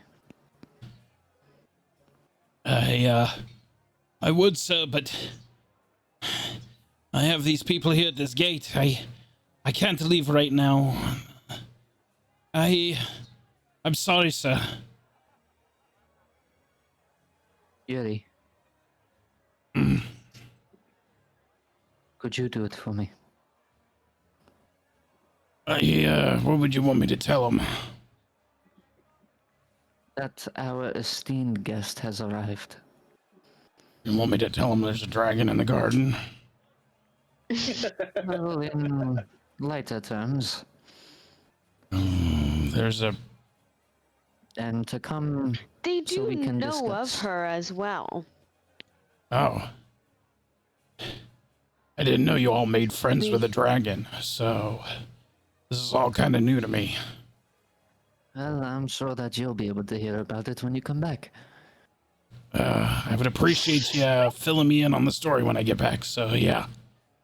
Besides that, I'm a little inebriated, so... I just tell them to please come down to the garden for discussion. Got it. Dragon, garden, come quickly. Damien in danger. As a player, Not in danger. I think it's fucking hilarious that the guards all know about the dragon in the garden, but the hierarchy doesn't.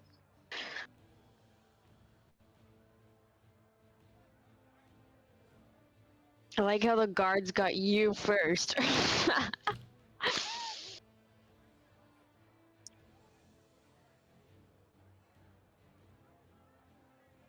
Well, Eloquent, I No, what do you mean? curious. Sheldon was told by the dragon to come get you guys.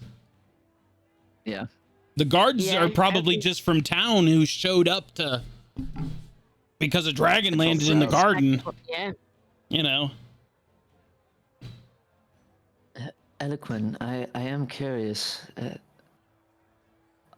How would you recreate life? Do you have to have another dragon?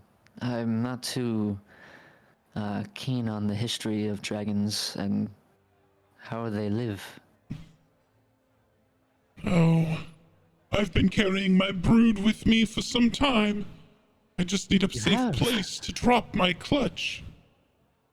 My spouse, So- You actually have the ability to reproduce. That is amazing. Of course. My spouse I- and me, we copulated probably a century ago. And I've just been looking for a place to drop my clutch ever since. It's amazing. I want nothing more to see more dragons in this world.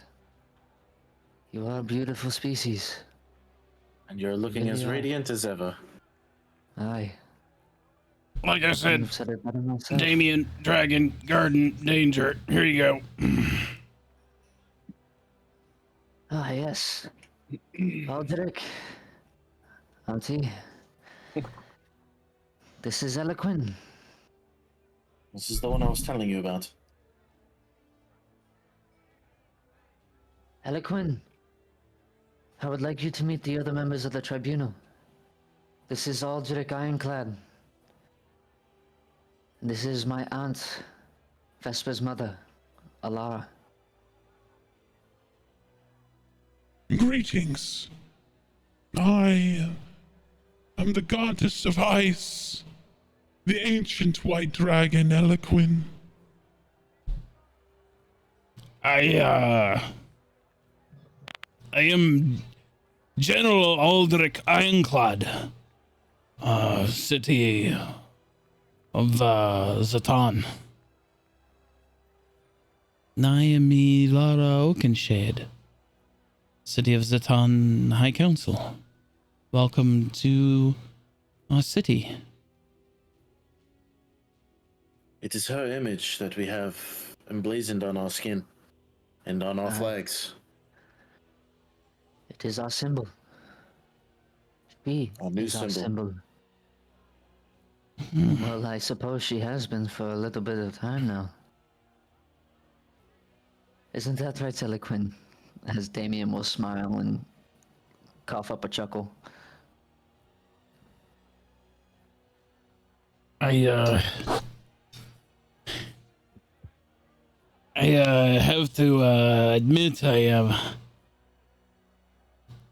don't have any kind of diplomacy with dragons, my lord.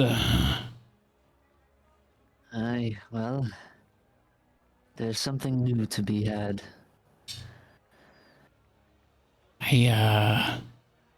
Eloquin doesn't seek to rule or, I mean, she doesn't even really care to be in the tribunal, she says. She just wants a place to call home and a place to bear her new child or her new children. A safe place where she won't be attacked.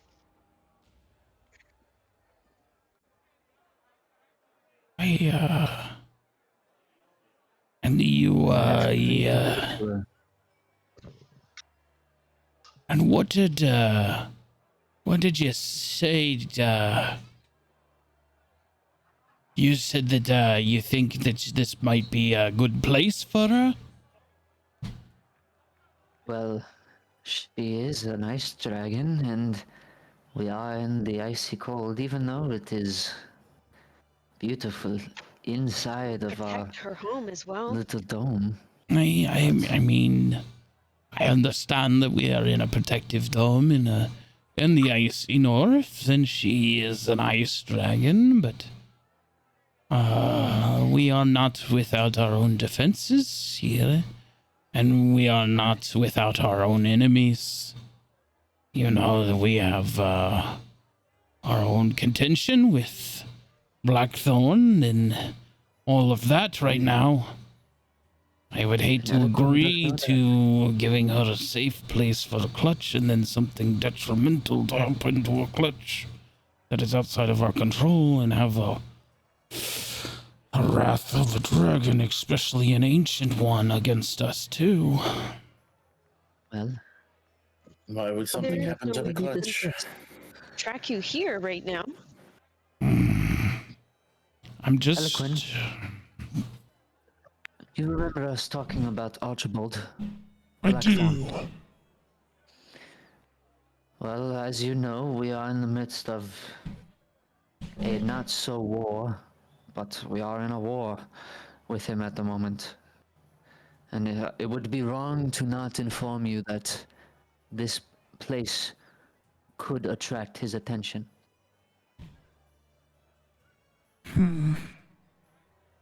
That is understandable. The city is rich with resources. And from what I understand, Archibald is power hungry. Aye. Very.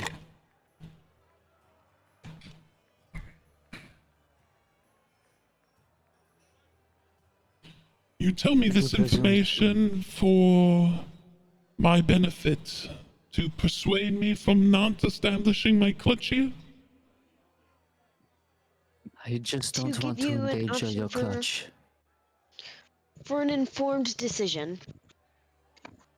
I still feel that the North is probably the best place. I do know agree. that he controls a mighty air vessel. But my clutch will be safer in the North than anywhere else. I do tend to agree with you. We also have plans to, well, get rid of the giant ship that was in question. And it has Soon. also been damaged in war already. I do agree that this place would be safe for you to have your clutch. But I cannot go forward without telling you this information. Well, it would not bequeath me of my position as a city protector, as a defender. If I wish to have my relief blazoned upon the flags of a city, if I am not willing to defend that, and I will tell you this, if for whatever reason this city becomes attacked by forces of whatever means, I will go to its defend. This city, like my clutch, will become my clutch. That is my promise to you, Paladin of Justice. That's all I needed to hear. As I'll kind of look over to Aldrich. Does that suffice? A mighty dragon on our side. It should, hell. Bolsters our forces quite a bit there, Aldrich. Indeed. All she asks in return is somewhere safe to have her children. Val, Yes. does your spell with the plant teleportation thing have a size restriction?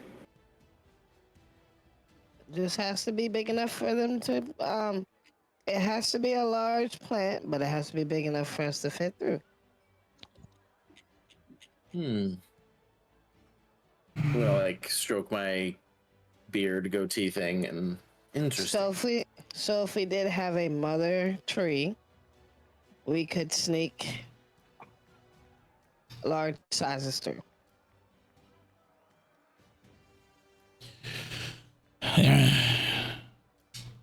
My lord, what of her clutch once it's hatched?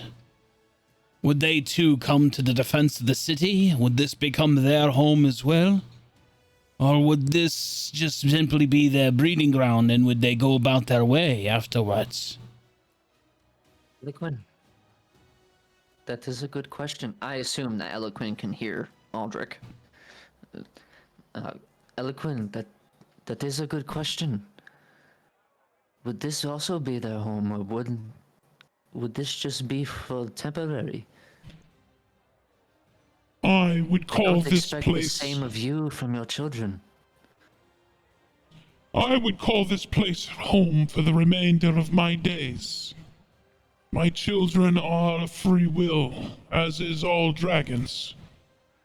Yes, this will always be their place of birth, and they will be bound to it, and they will want to come back and reclutch here as well. But they will have to abide by the laws at which I agreed before their birth. So, whatever is decreed before their birth will be the laws decreed if they clutch here again. Aye.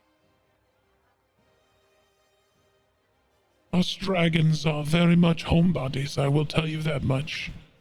So while some of my brood may leave to find their own ways, it is quite possible that many of them will remain. It is also quite possible to have several of dragons in defense of the city. And some of them may become quite popular. How many do you have? By my current clutch, I have 7. Wow. That is wonderful. Magnificent.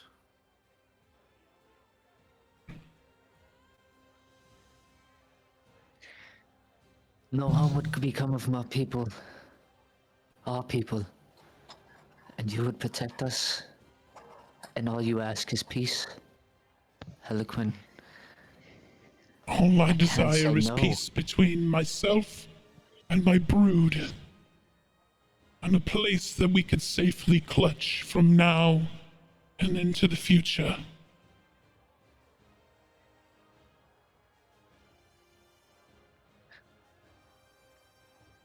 Well, Aldrich, Auntie.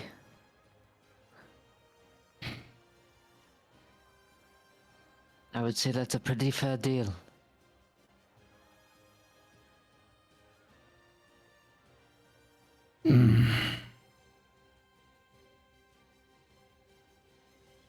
More than fair, if I'm honest. It is just. I will put this out here, though.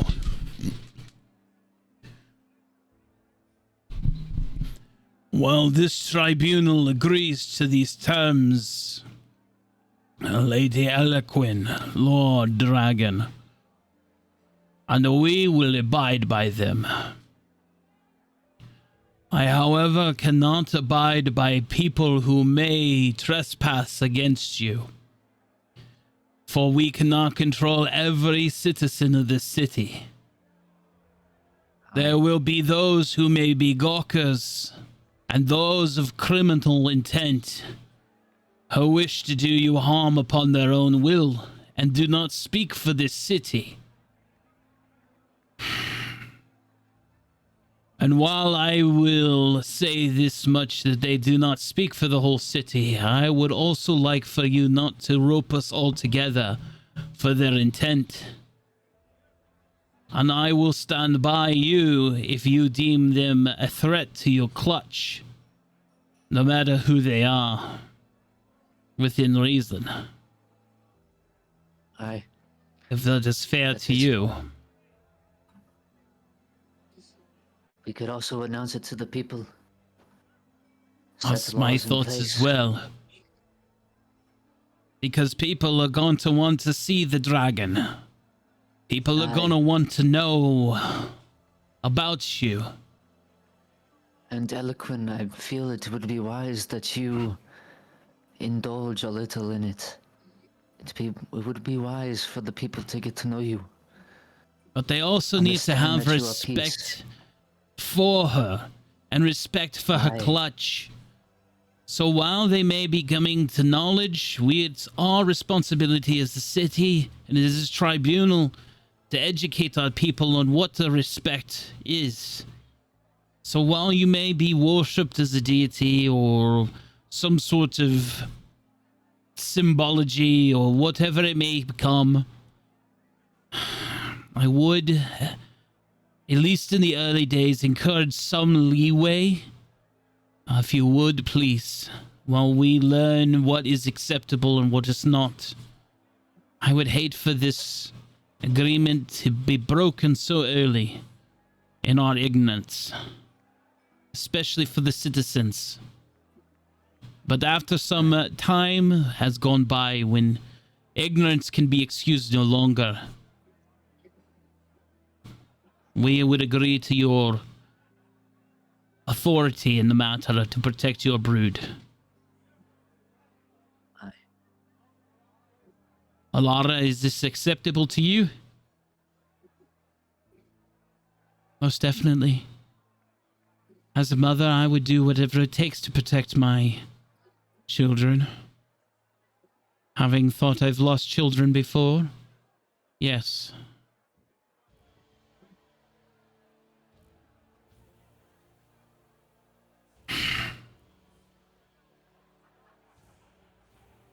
This is acceptable to me. And I would love to indulge your citizens as they look upon me. It is one of the great many pleasures I do have. I do very much enjoy their onlooks and their admirations.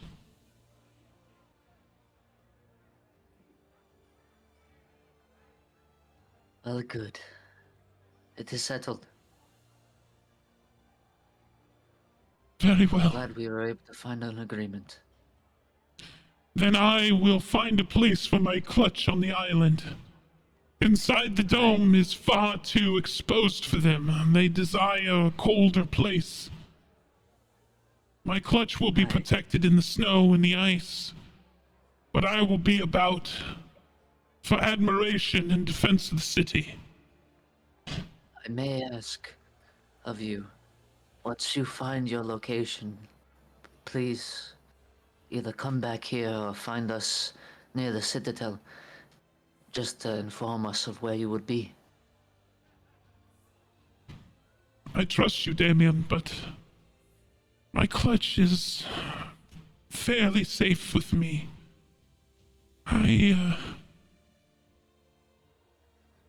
I'll think about letting you know where they are. I do not wish to know where your children are. Just yourself. Just in case I ever need to find you. If you ever need me for any reason, my chosen, just simply say my name as you touch the mark. I will hear your whispers and come to your aid, as I always have. And with that, her powerful wings pick her up into the sky. As she flies up into the sky. And as she twists beautifully and she passes through the barrier into the sky, you see her dissipate into the clouds above Zatan City and fly away.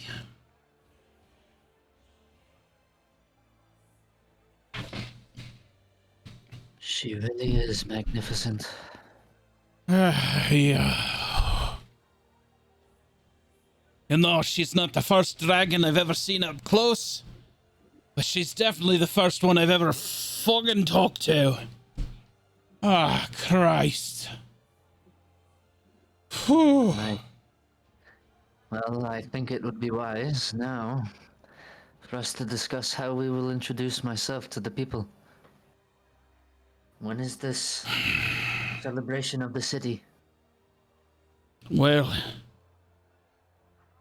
this talk of dragon in the city is going to get people stirred up, so sooner rather than later, I guess.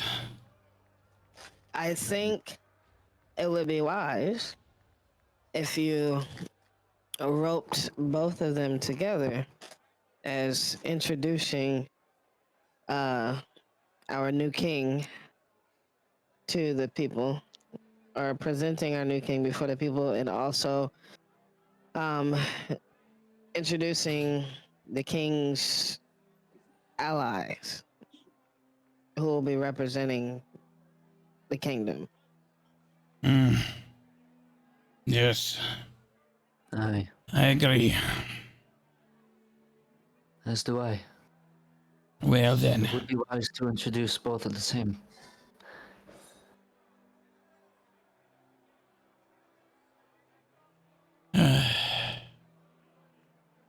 well, Ilara, where do you think we should do this? Public criers or town meetings? Spread it through the news networks or... Huh.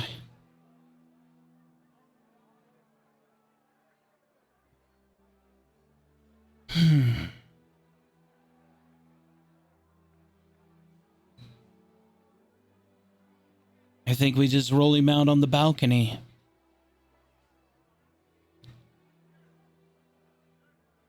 Send the town criers out. They're gonna roll you out, cousin. Tell them all to meet at the city, at the Citadel. And we will make the announcement and address the dragon at the same time. Aye. Well, I suppose I will go and write what I'm going to say to the people. Make it short and sweet, in my opinion. My lord.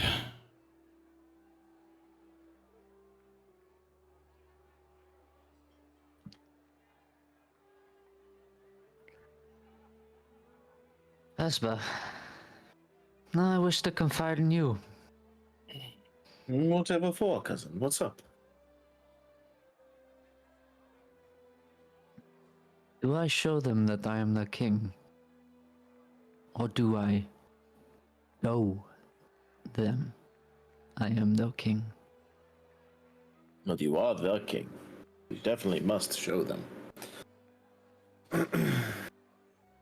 I'm sure someone out there will say something stupid.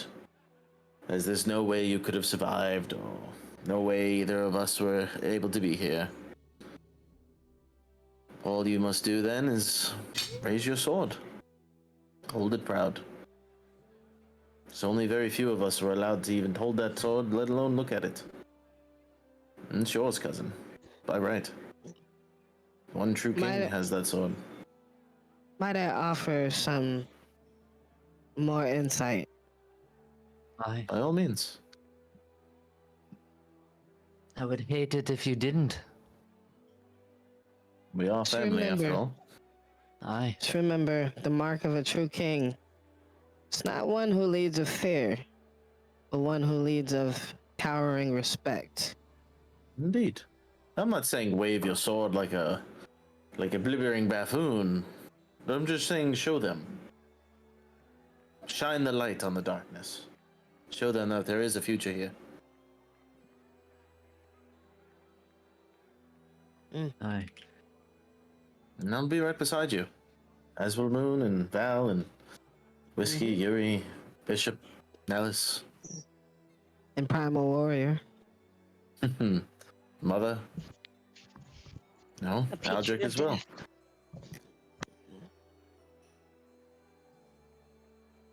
We're all in your corner. Aye. The greatest artificer.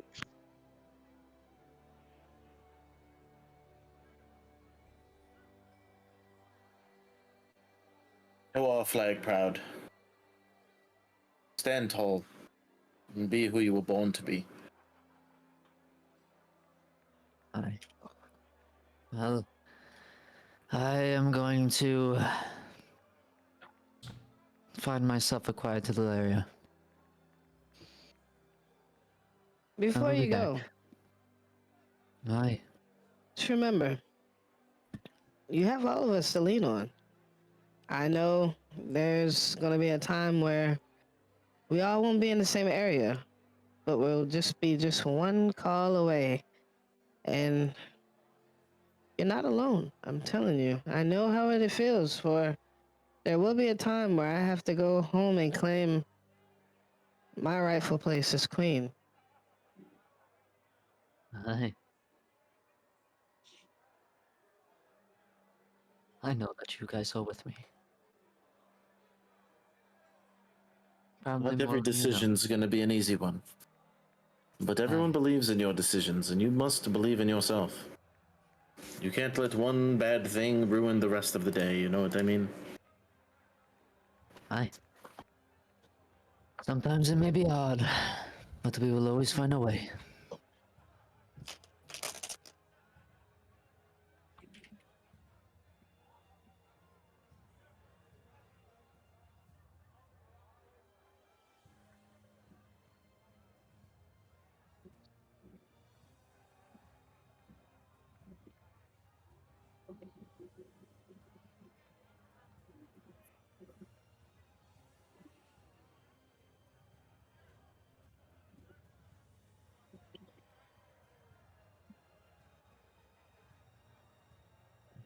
Damien,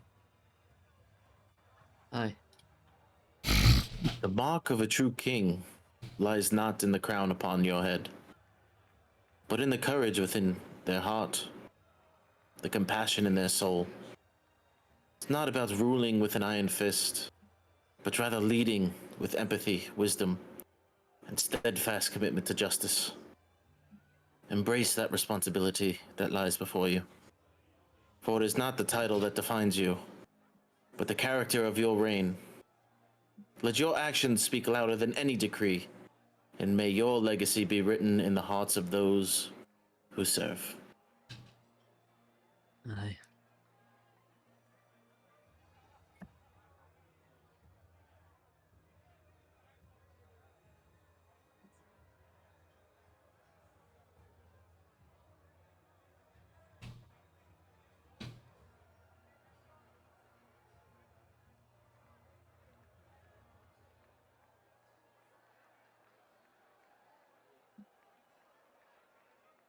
Well, Well, I just need a little time to think. That's all. it'll be fine, Moon. It'll be fine.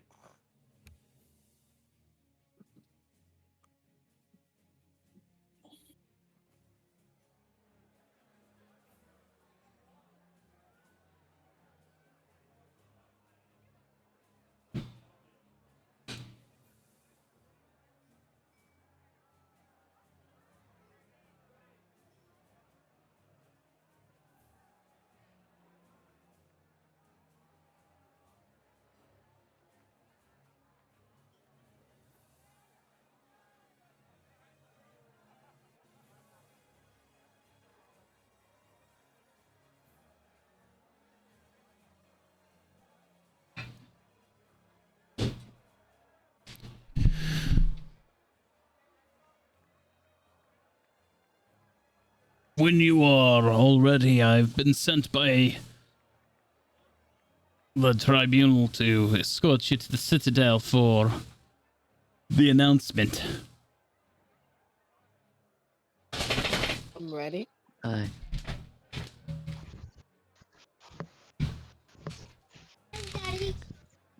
Well, is everyone ready? Yes, we are by your side. Very well.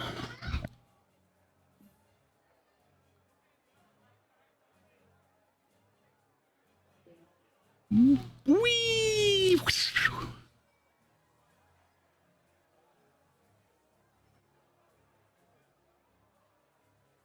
Damien, at the inauguration, you get to choose one member to stand by your side.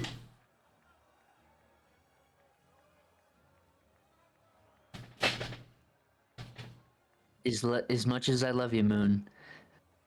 Vespa. I honestly thought it should have been him anyway.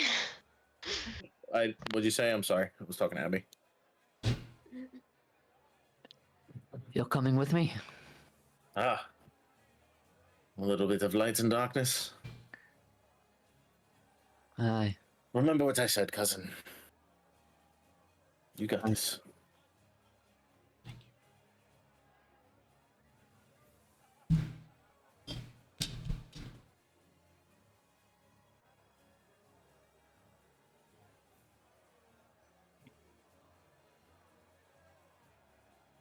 Thank you, John.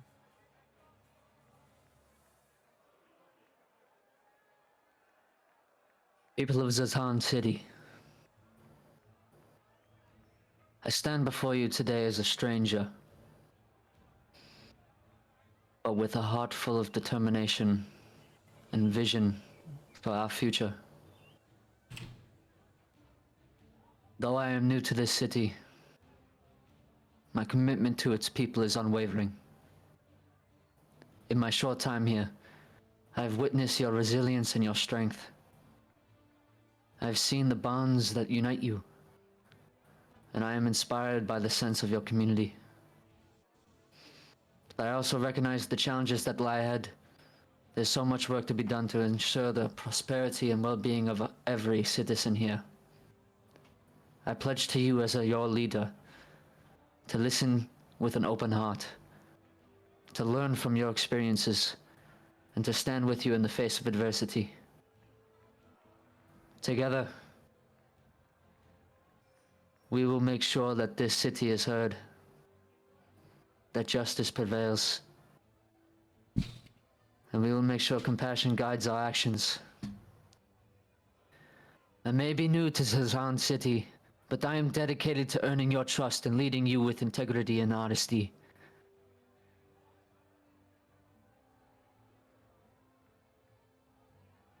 Let us embark on this new journey together.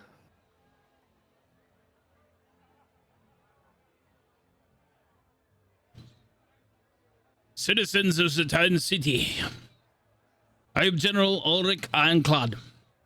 You know me, and you know my actions. This man who stands behind me is none other than the bloodline of the King of Eranthian himself. He is Damien Thrawn's. And by birthright, he is the King of Eranthian. And while we are not all Eranthians, we have come to a great understanding of their customs and culture. We have not come to abandon our tribunal, but we do understand that his lordship will strengthen this tribunal. And so today, we recognize his king and his lordship, Damien Thrawn's, as one of the premier leaders of Zatan City. I would also like to address the rumors of a dragon seen in the city today. They are true. As a lord and acting under the authority of the tribunal, we have come to an agreement with an ancient white dragon known as Lady Eloquin. She will become a defender of the city, and in exchange for this protection that she offers the city, we are to give her a berth so that she may harbor clutches of future dragons near the city in the north. From this day forward, it ushers in a new era for Zatan City and its citizens. I know there have been recent concerns in the shifts in the paradigms of its leadership, but I can assure you that I, General Ulrich Ironclad, and Lady Ilara Oakenshade will continue to work in your best interest, along with the newly appointed King Damien Thrawn, to secure this city against all threats that the city may have now and into the future, in the defense of Zatan City, so that we all may live in peace and prosper where we did not before. As always, the tribunal and the council of three will be open for fielding questions from anyone in the council chambers at this time.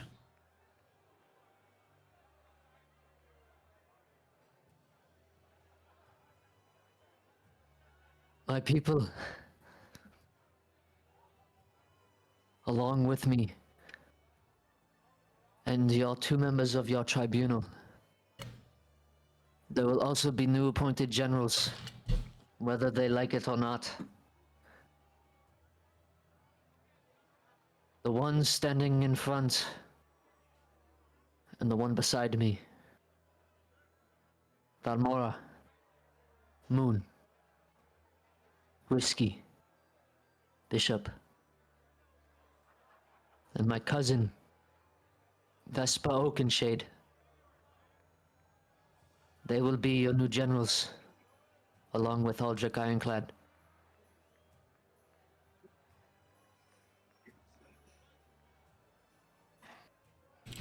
You honor me, cousin. As I take a step down. Where's my mouse? I'll turn and I take a knee.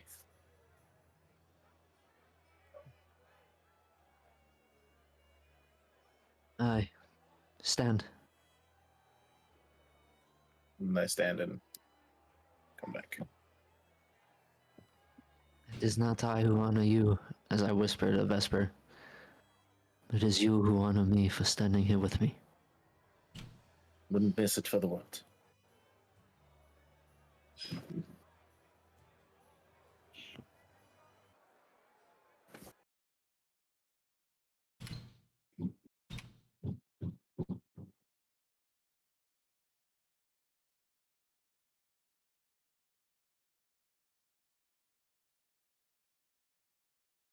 What just happened? Hang on. Oh, I see. I see what you're doing. Oh. That was gonna make the waterworks happen.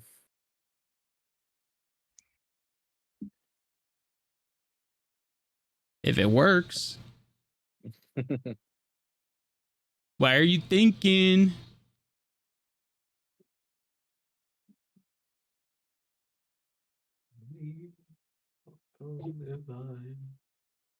Oh God. You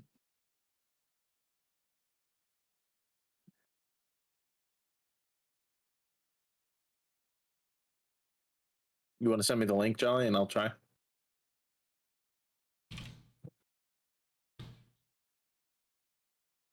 Hang on.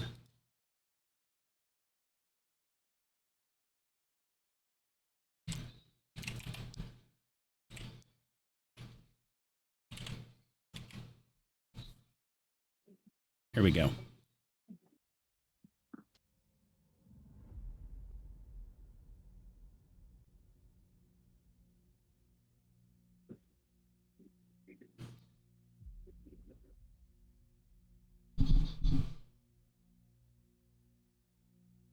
I had to crank it up.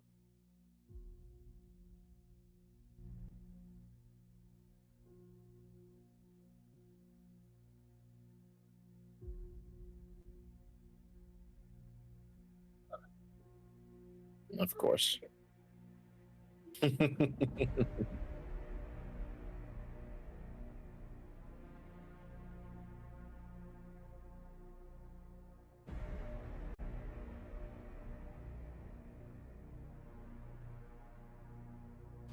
Ah, you gotta be. Well.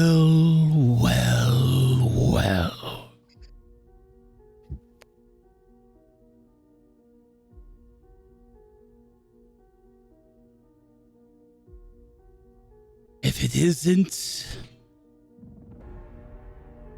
the pain himself.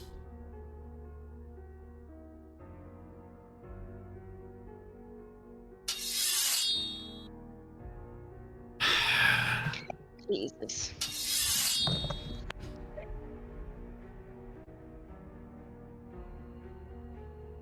What do you want? Oh, put your swords away. Do you think I would show my true form to you here today? In this place, at this time, so underprepared?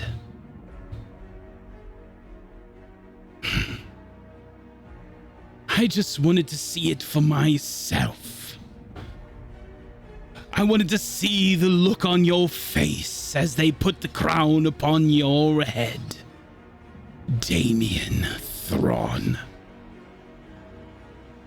I wanted to see the look on your face so that when I destroy another kingdom, that I can remember this day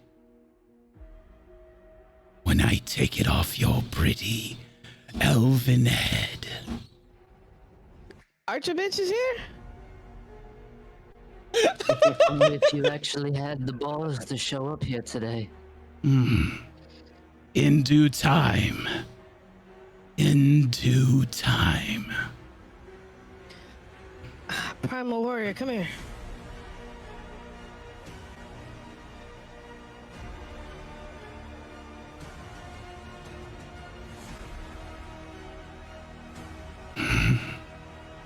So, how does it feel, Damien?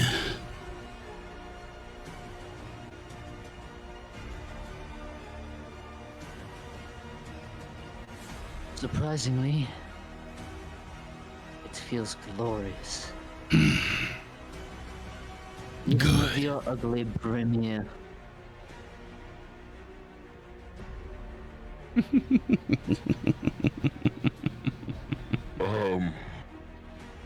Damien, sir, my queen, she feels a bit of discomfort. Should we handle this peasant? He's merely an apparition. It's not him. Oh, He didn't may have I? balls to show up. May I have a word with him? Oh, be my guest, Primal Warrior.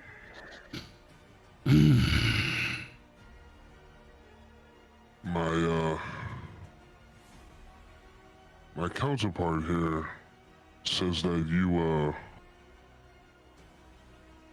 you've caused quite a bit of ruckus for this group, and I wanted to personally deliver this message to you, that when I get a hold of you, I am going to snap every single bone in your puny body, and I will make sure to grind your bones into a fine little dust and turn it into some kind of paste to smear it on every single one of your soldiers to remind them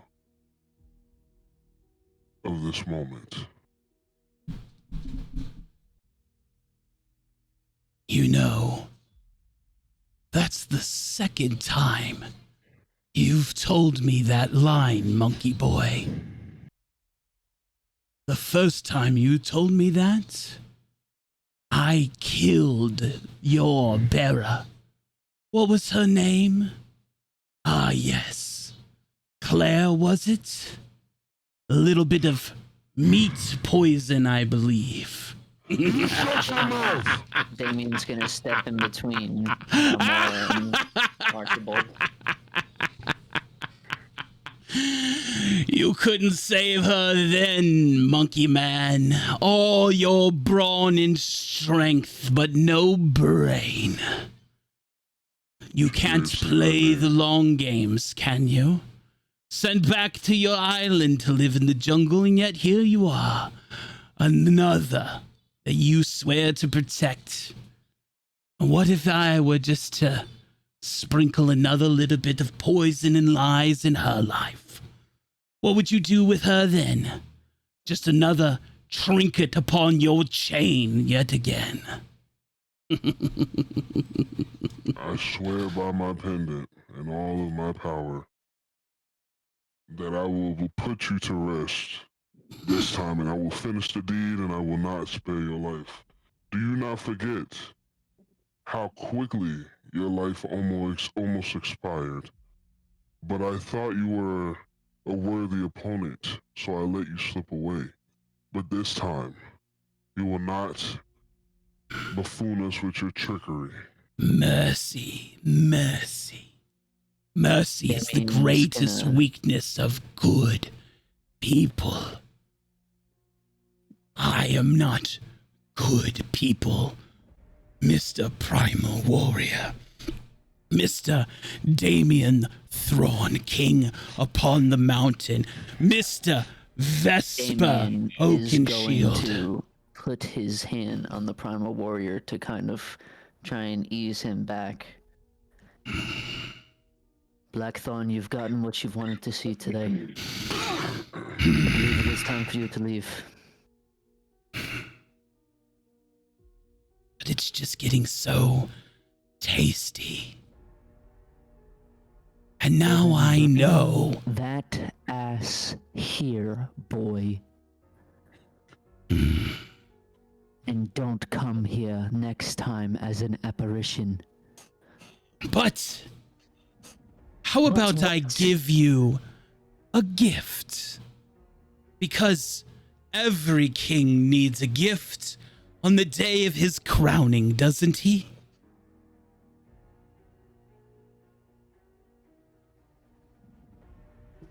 I will release to you one prisoner from Atheus of your choice. One of your many friends. Make your choice, King Thrawn. Who would you release from my kingdom now? I don't have to think about it. Release Abigail. Immediately. But I don't have her anymore. You see, you made sure that when you came and abducted her from my dungeons. And then you spent 6 months in that Duskholm camp, working for the enemy of these people. Or did you fail to tell your new-found allies here about that time? Archibald, your arrogance precedes you like a foul stench in a crowded tavern. Your boasts are as hollow as the echoes in an abandoned dungeon, and your wit as sharp as a spoon in a butcher's kitchen. You strut around like a peacock in a mud puddle, oblivious to the fact that even the lowliest kobold has more dignity than you. Your incompetence is legendary, and your failures are the stuff of barbaric ballads. Though I doubt anyone would bother to sing of such mediocrity. In short, Archibald, you are the epitome of disappointment, and a cautionary tale for all who dare to aspire to greatness. With that, Archibald will turn, since he was not paying any attention to you, as he looks over behind you, hand to his chest. Vesper, I may be an apparition, but that hurts. I'm deeply hurt by this. If you're hurt by that, just imagine what my God would say to you. Oh, well, then in that case, maybe I won't leave my gift with you.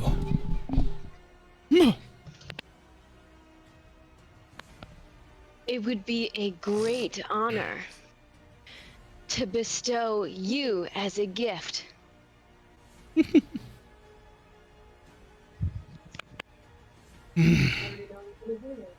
Anyway, King Thrawn, have you made your decision about which gift I can send to you? Perhaps your tavern keeper? Or your enchanter? Or maybe that tradesman that you all frequented so much? Maybe one of the ladies of the night? I will tell you this.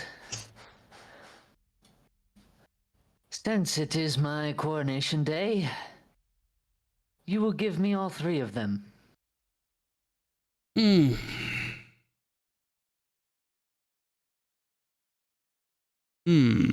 Since you are so fond of me and my family, and my beautiful city. Our beautiful city, as Damien will say it louder. Yeah. Hmm. Well, what do you say, Archibald? Question for the DM. Yes. This is an aberration, obviously, but is this a spell or is this more so like he's here? It's a dark spirit. It's like it is a dark, it's like a dark reflection of him.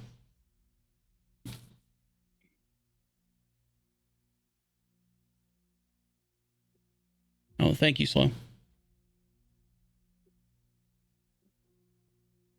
I am going to also follow up with the you will release all of them. Hmm. And I will use intimidation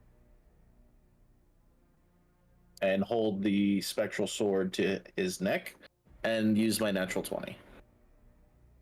Ooh.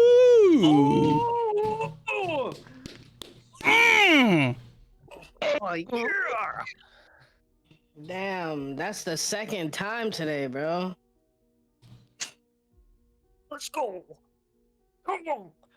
Come on, son. While the spectral sword, as the aberration passes through the blade and you see the sword pass through it without taking any damage. However, the pocket nat 20. Fine. I'll release all of them to you as my coronation gift to you. It matters not. They'll all be back in my servitude eventually anyway. And you'll all be dead one day. So enjoy it while it lasts. While they get to here. On your honor, No. Blackthorn, if you have any left. I am deeply, deeply offended. He has no honor. I am nothing but honorable. Though I don't play by the rules. As he snaps his finger, Gideon appears in the citadel. Because see, unlike some,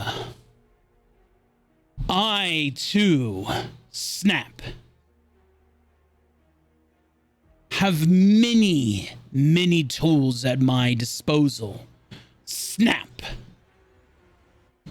And Jay Jenkins appears. So here, take them and enjoy the peace of mind that they bring you at this time. Because soon enough, we will face once again. And I will not hold back this time. And I feel you won't either. And now all the dice will be laid bare. Damien. Archibald. Enjoy your coronation. And with that, your gifts. And he snaps one more time. And you see Gideon's family drop as well. I see you have a little shred of honor. I wouldn't separate a family. I'm not cruel. Unlike some people could be. And with that, the apparition fades. And just poof of smoke and flame. And it's gone.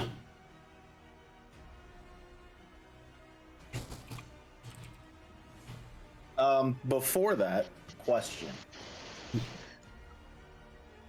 Yes. How long does this last? 1 minute. If I casted minor illusion on him for a small plant. Now, I know it only lasts a minute, but would that be enough to have Val send something small through, or does that have to be a tangible plant? It's an apparition, so it's not like it's returning back to Archibald. Oh, okay. And the teleportation, the way it works is, it You would gotta see have it. to be an actual, yeah, but An it'll actual have physical to be, plant? yes. All right. I just figured I'd. That's a good try. Yeah. So you said with that he leaves? Yeah, the apparition has disappeared. I was gonna pull a card. I was very close. Damien's gonna go up to Gideon and just hug him. Yo, who is this lady right here? My Oh, friends, are you hurt? Are you all right? I was gonna Oh, say to the three gentlemen there. Jay Jenkins? wow. Well, they look real to me. Where Now Maury's gonna hug Where are- Jay Jenkins. where are we? Oh, Didn't even get to ask him if he wanted to see a magic trick. I was debating on it. Jay Jenkins. We'll save that for the boss fight. You don't know we have that, you know? Are the three Whoa. of you okay? Any harm to you? Do you need any aid? Oh, they're fine. Where the hell are we? What's going on here? Where? Damon, is that you? Hi. Is Hi, aren't you a sight for sore eyes? No. Hi. As Gideon just hugs you, Damien. I'm beyond glad to see that all of you are okay. Let me get some sad music going. Ah, Oh, yeah, nostalgic's good. Good call. phew. We were in, I don't, Faith is where exactly are we, Damien? this is the Tarn City. We're in the high north. This is the land of my people. Apparently, we had Archibald. survivors. And Archibald decided to come pay a visit and give me a coronation gift. Strange, isn't it? We have to get out of here, Damien. It's got to be some sort of trap. Hi. As much as I'm happy to see you, he doesn't do anything out of kindness. You know this. Val, use Hi. detect magic. Make sure there's nothing within their systems. One moment. And I will cast it at my highest level. Everyone, the coronation service is over. If you are not part of the inner court, we would like you to kindly leave at this time.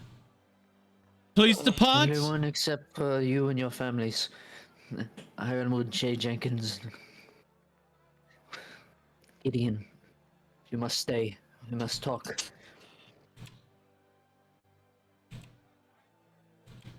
We must discuss.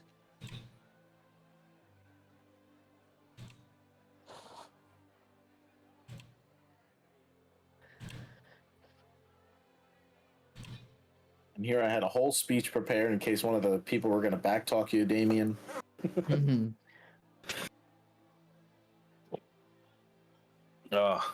Fucking Archibald, you would, Jolly. You would. Yeah, of course he fucking would. It was good though, man. It's the music too. Yeah. Oh man, Yeah. I honestly, I thought it was him. I was ready. And then I saw the little thing up in the upper corner. I was like, oh, Mm-hmm. well, he's got to be a fucking clone or a fucking something. Yeah, remember, he hit you with like 19 Eldritch Blast or Vow with. Yeah.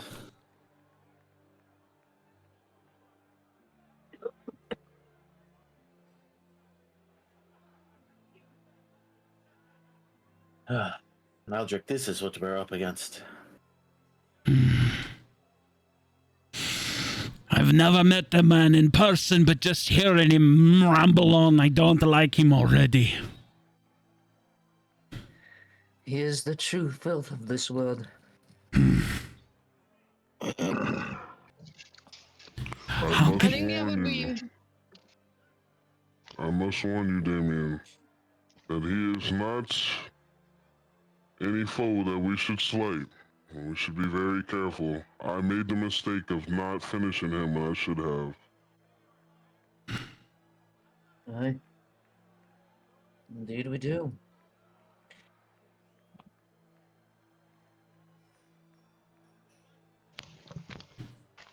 Must be dealt with in a proper manner to make sure that we actually get rid of him. I'd like to give everybody who just appeared like a quick rundown of the situation here. Go ahead and roll me a history. Just so that it's kind of like a yeah, okay. Yeah, you give them a good rundown of the history. They're very well informed. All right, Val, did you find anything?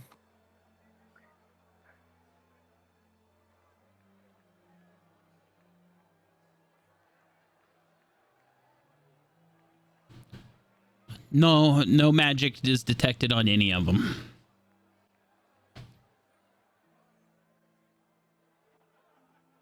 What's up, Good kiddo? to see you all. Love you. Love you too. Testing. Yes. Does this one sound better for the Primal Warrior? Yes. Yes. Okay. Okay. I love you. All right, I'm still doing D&D. No more stairs. Can you just say that real quick in that voice, Joe? No more stairs. Say it.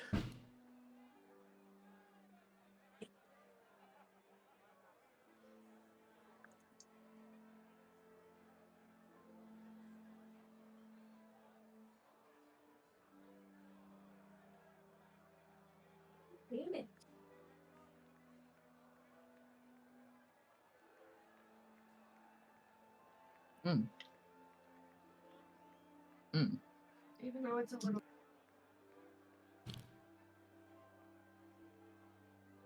All right.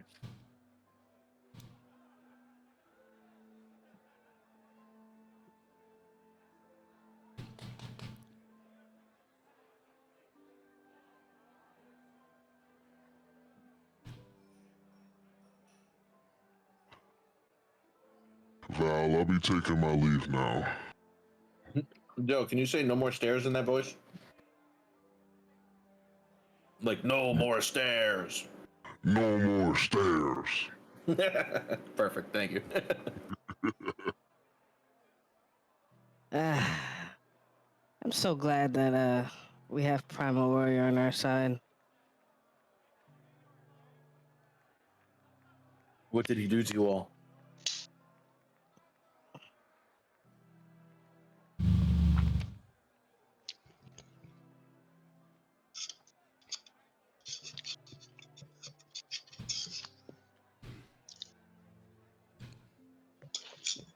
It was those, well,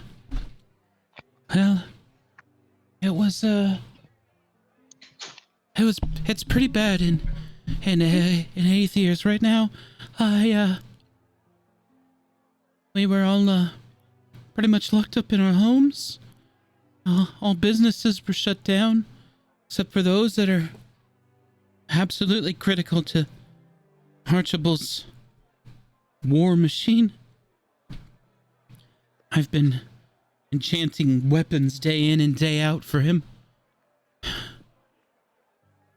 And you know me, I'm not the best enchanter around, so his goon squad shows up every other day and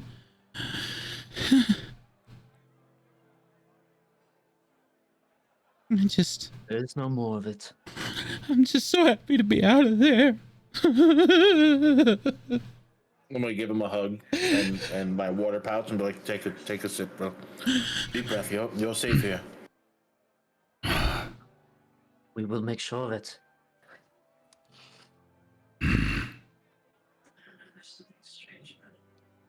Jenkins had got the worst of it. They shut down my trading post. They took all everything I had. Anything that they thought they could use. All my swords and weapons and armor. They took it all. Anything of value they stole from me and hauled it off into the dungeons of the castle. I've been living on the streets. I've been trading rocks with goblins, of all people. Trying to get scraps of bread and meat. Then you all must be starving. They took my tavern away. Let me walk you all to the tavern here in town. Get you all some food and some ale. Gideon, you'll love it. And then we will find you somewhere to stay for the night. And for the unforeseeable future.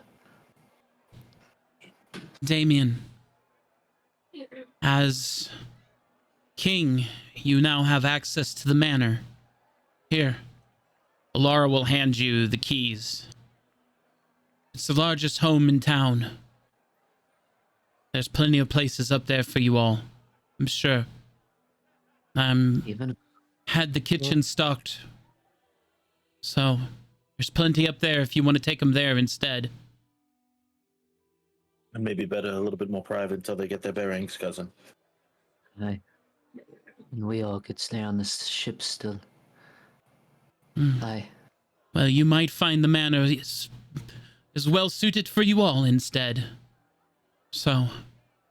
All of us? Like. It's very big. It is I'm not gonna lie, it's where I built for myself. Back when when I had an ego about myself. The least we can do is see it. Aye. So, enjoy it. Let's get you all into a nice cozy home. With your taste, I'm sure it is as beautiful as you. Just remember I had a taste back in the day, Vesper. You remember our home? How could I forget? Very much tried to model it after our home from Mendoria, so you might get a little homesick when you see it. All right. Thank you for the warning. Well, are you all ready to venture on? Can you walk, Jay? Do you need me to carry you? I can walk. I may be feeble of mind, but I'm not feeble of body. I'm just making sure you're all right, friend. With your survival of here, I wouldn't call you feeble at all. That makes one of us, Madam Moon. All right. Let's be just going. up this way, mother. Damn. Let me get tokens on the field. Holy mother of Jesus.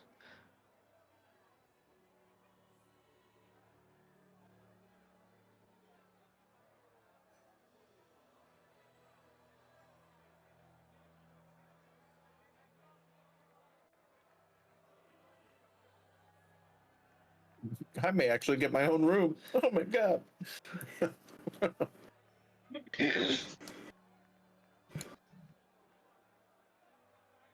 Oh, never mind.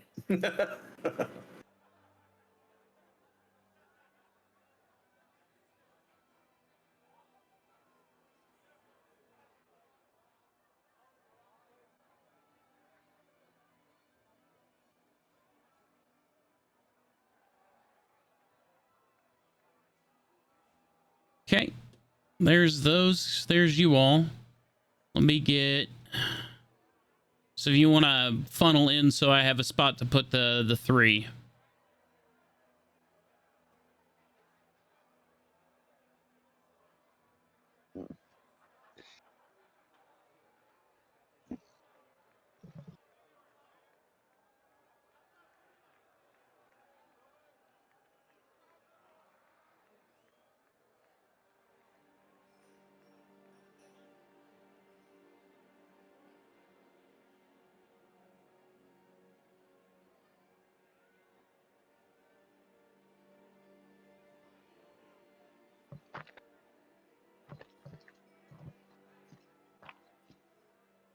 This is incredible.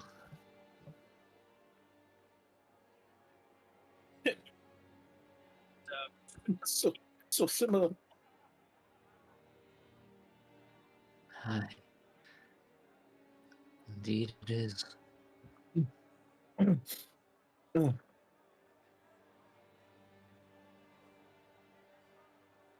right. Welcome to the Manor.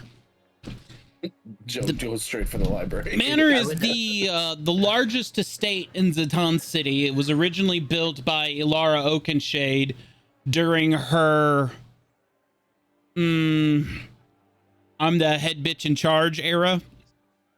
And she built it as a kind of not an exact replica of her home from Eldoria, but like as close as she could to a Zatan standard. So there is Zatan architecture here, but the layout is very Eldorian. I am going to, as a player, need a tour. So as a tour, from the foyer, you have immediately you're greeted by the upstairs grand staircase, which will take you to this staircase right here. Okay. Which leads you to the second floor. Okay, okay. There is also a staircase in the library here. Okay. Which leads you up to the second floor in the library here. That's the only way to get to the second floor in the library there. They're separated. Okay. Okay. Once you are on the second floor, there is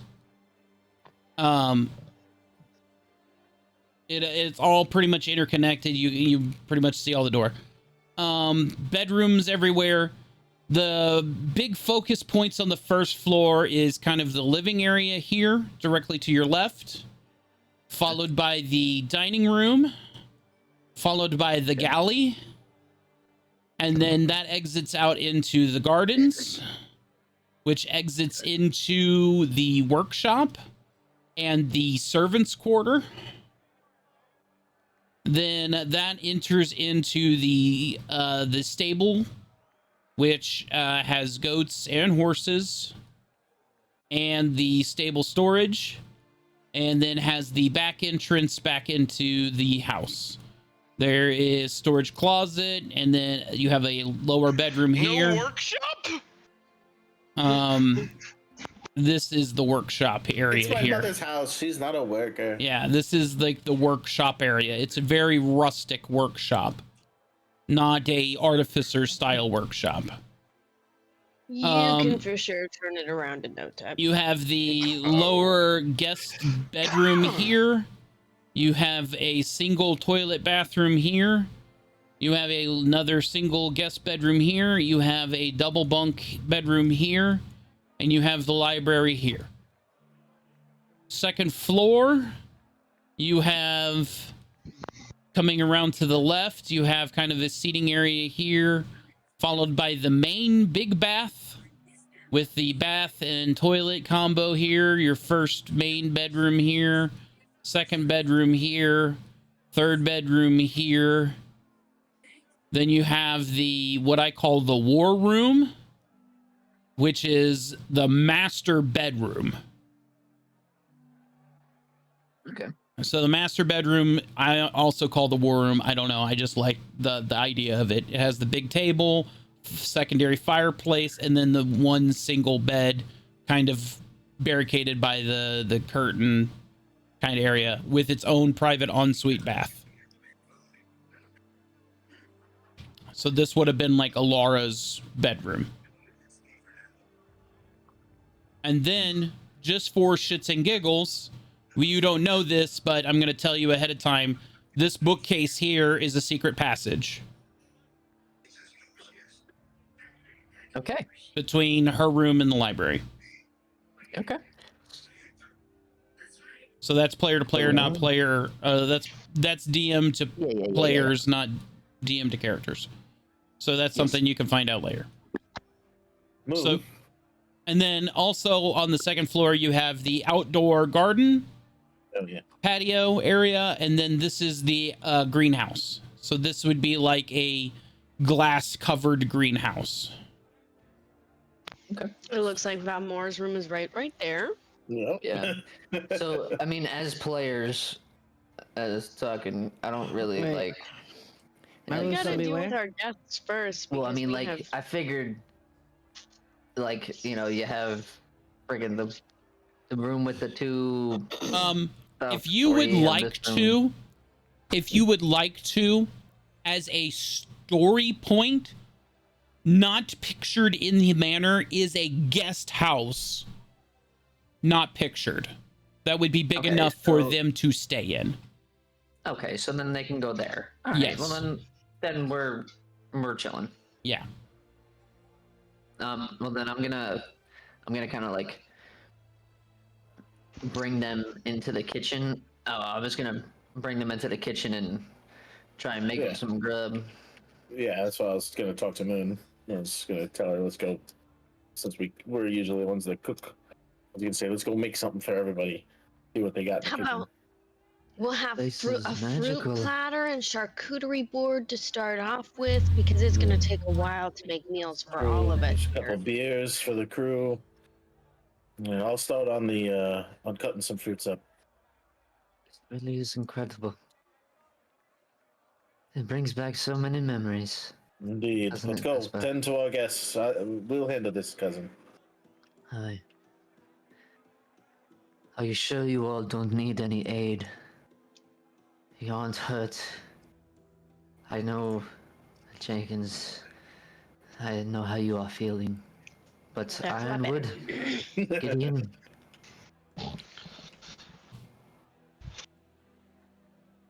I mean, I'm sure we've got some people we can look over. Health-wise, they all seem to be in This good one's health. finished. I'm gonna start Damien. on this now. I don't see any kind of abrasions or scratches. Mentally, they are all exhausted, though. I've seen this kind of Right. fatigue during the war. I believe they are just stressed out and traumatized. Can you fix it, kid? This kind of trauma is just R&R. everyone. Once we get a meal out here for you all, and you are able to fill your stomachs and drink to your heart's desire, I will show you to your guest house. My aunt told me it was right next to, if we followed the path. I will lead you there myself. Well, if it's anything like this place, it'll be the nicest place I stayed all week. I the same. Damien, we can't begin to thank you enough for this. But I can't help but be concerned that Archibald's got some sort of alternative motive for all of this. I do think that you are right that he does, but There's nothing there we are can too do. many things that he has going on in his kingdom that need tending to before he can try and do anything here. He may try to send people, assassins, ships, but we will fight back. I think that demonstration he proved in the Citadel was enough for the citizens that were there. It showed that he was true evil.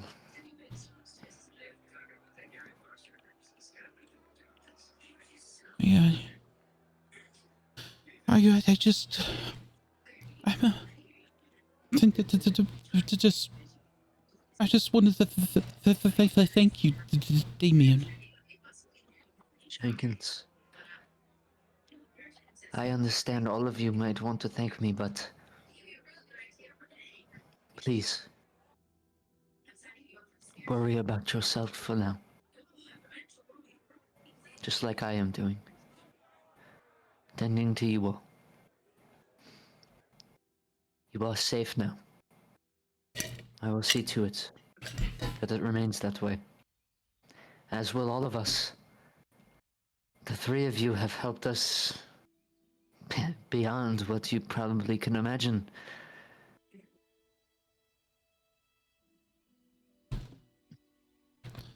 Jolly, I just did an investigation. Is this a stairwell? I believe when I made this map it was going to be, but I never put it in. It's the liquor cell. I'm going down. There you go. Yeah, it was a liquor cell. Yeah. Some quick drinks for you all, and I'll throw, put glasses out, and I'll leave the cask right on top. Gideon knows how to work everything.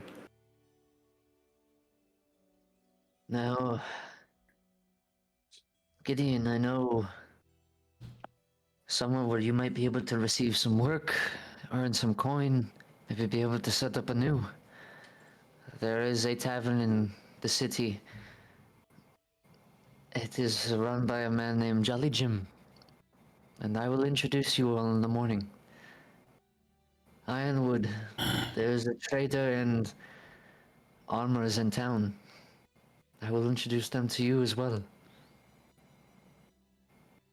You will, yeah, I'd like to get back to some kind of honest trade and work again. That's for damn sure.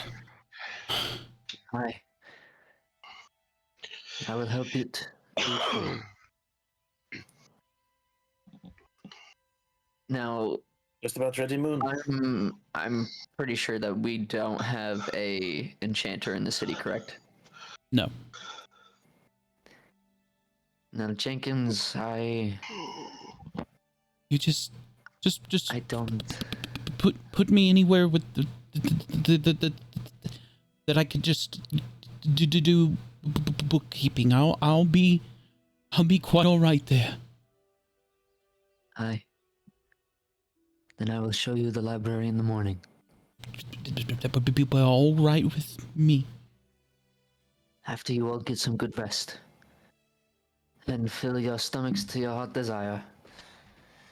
First course is up. And I'll drop a big, massive fruit platter that I made. On the Bishop, garden. if you could fetch Val, I'm sure she'd be interested in this. If you don't mind, of course. Sure. I'm gonna go help Moon with the rest. What else do you need, Moon? Well, we've got this garden pizza going in the pizza oven. And over here, I don't know. What should we make for the whole group?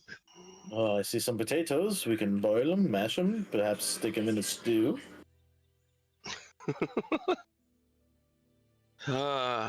Did I hear stew?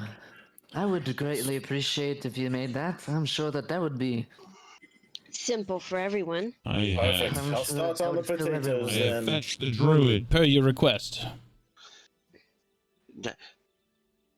Damien, Aye, whiskey. I know you did your whole spiel earlier and let them know there was things they could do. You let them know we got a pretty decent blacksmith in this town. Well, if I'm do remember correctly, she's now your apprentice, is she not? Well, So yes, we do have a very good blacksmith in town. Please, Valmora, enjoy the fruit. We have in the making garden pizza as well.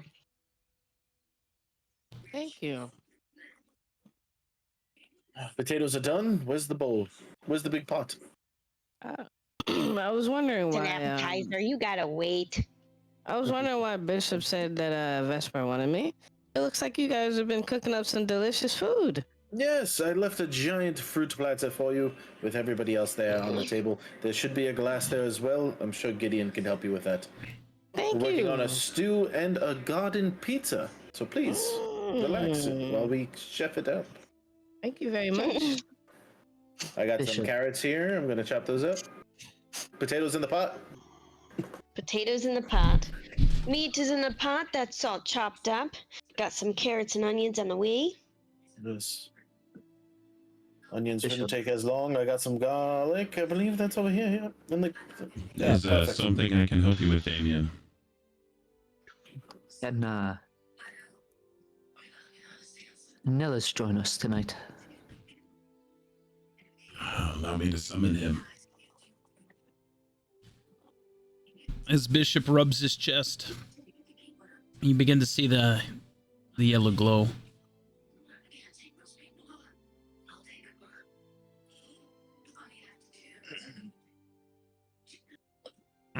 With us, Moon.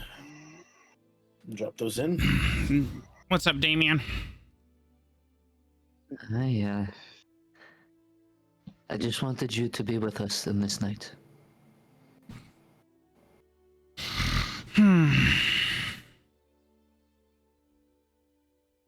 Just, I can't believe he showed his fucking ugly mug here tonight. Of all fucking nights.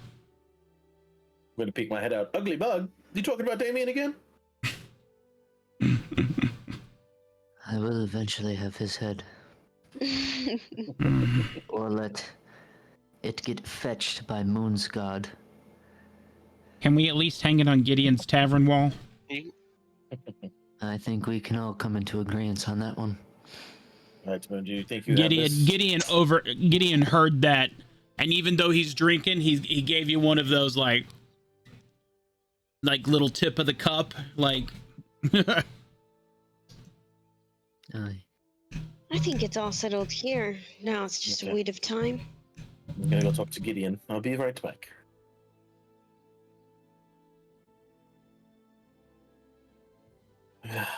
Gideon. Vespa. Just want you to know I have not stopped collecting for you. I unfortunately don't have a tavern to hang any trophies in. Yet. But would you like to see what we've collected thus far? Of course. Perhaps it may pick up your spirits? My spirits were never broken, just the building in which the stories were told.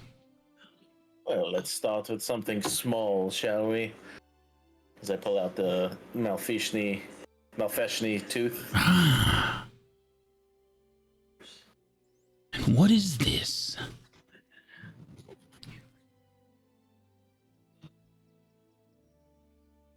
With that, Gideon and Ironwood, for that matter, are kind of enveloped in your storytelling about this Malfeshny and all of this. They are full dive into your story of how you defeated this thing, you know? Yes. Oh, don't forget, forgot about you, Ironwood. Perhaps if you find yourself at a smithing, you could use this for something. Oh, this is good. This is good material. I don't have any money to pay for this, Vesper. I'm sure you'll think of something. Just get yourself back on your feet. I can't take this from you. I'm sure you paid a hefty sum for this. I actually deconstructed it from a massive sword. And this was the materials it thus yielded. Vesper, I can't. You've already given us so much since we've been here. Not nearly enough as you've given us when we were journeying through Atheus. Please, it's nothing. Just continue to work on our weapons and help us through our journeys, and we shall call it even. As soon as I find a place to start foraging again, I'll make sure I'll put this to good use. And then one more thing for you, though, Gideon. And I think you're going to really like this one.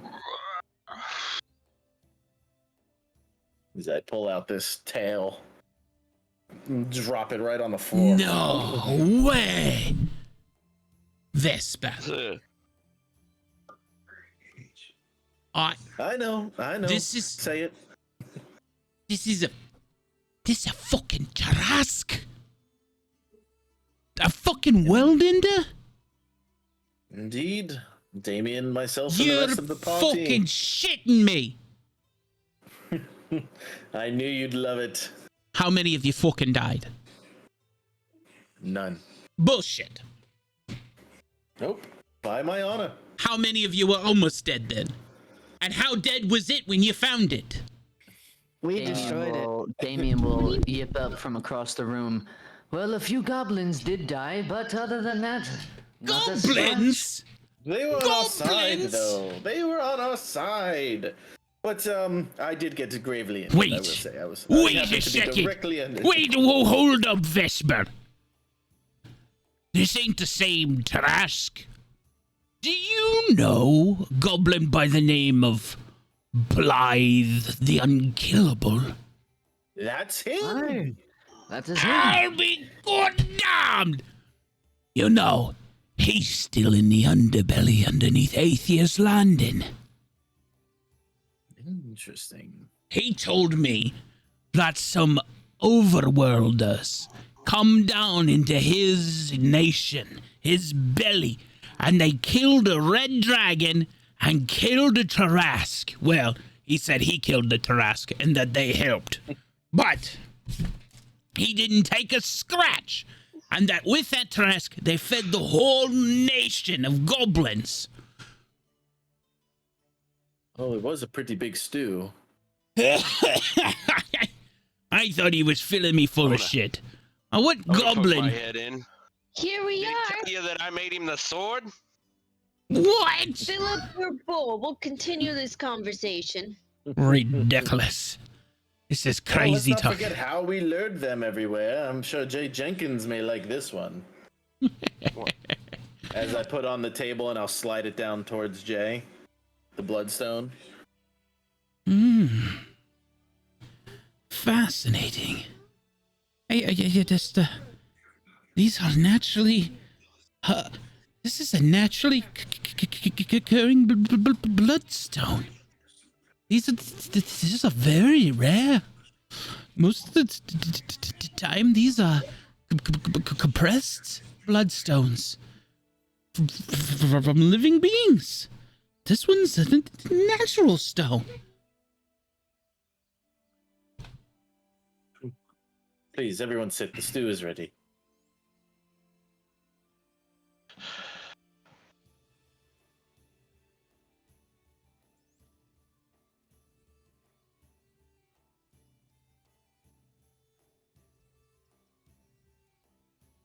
Not yet. Bishop, I know you don't eat, but please come join us at the table. Nellis, you as well. We will be fine. We enjoy just watching, if you will. Pull up a Right. piece of wall, if you will. Well, I will say it is really good to be in your company again. Aye. Us as well. You know, it was a bit jarring to just be plucked out of the hovels we were living in Atheus. I'm not gonna lie, boys. It's bad there. It's real bad right now. This. I imagine so. Whatever war machine they Archibald's got turning, he's got King Aether wound tighter than a top right now. He's so Well. convinced that Duskholm has stolen his daughter, and he's on the warpath. A damn dreadnought or whatever, it was gone for a while and now it's back, and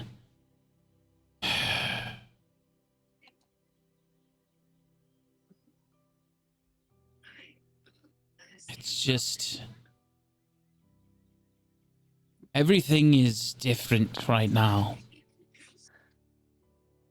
Everybody that could got the hell out, and anybody who was too stubborn to leave or too precious to leave, they made stay.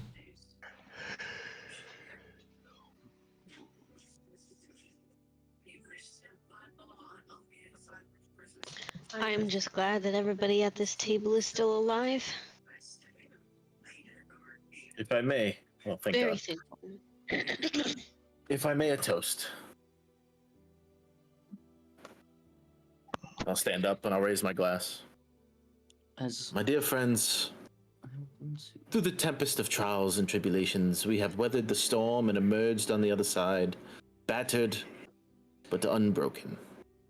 Like the phoenix rising from the ashes, we stand here today, reunited in the aftermath of great turmoil. Our journey has been fraught with hardship, our paths diverging and converging like the branches of an ancient tree. Yet here we are, brought together once more by the unbreakable bonds of friendship. As I look upon your faces, I am reminded of the strength that lies within each of us, the resilience that carries us through the darkest of nights.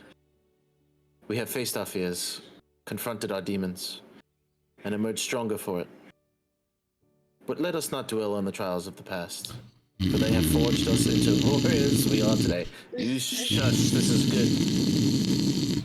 Instead, let us celebrate the moments of triumph and victories Was he won done yet? against all odds. Let us cherish the memories we have created together, the laughter shared and the tears shed. For it's in these moments of camaraderie that we find solace and strength, knowing that we're not alone in our struggles.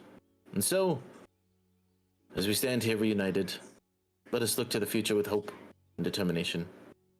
Let us continue to support one another, to lift each other up in times of need, and to stand together against whatever challenges may come our way. For together there's nothing we cannot overcome.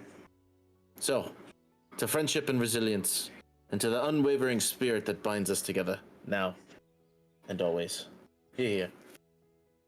Yeah, that's was a lot of words, and it was pretty and whatnot. But let me give you a dwarven toast. Good food, good drink, good God, let's eat. yeah. Just yelling. Amen. "Ah!" I just see him going in like Goku right now. Just.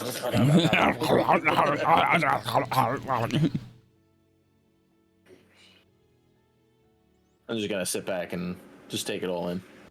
Don't do that. He says you'll blunt them. But the knives a dent to folks. Can I get a perception check from the party? Oh dear God.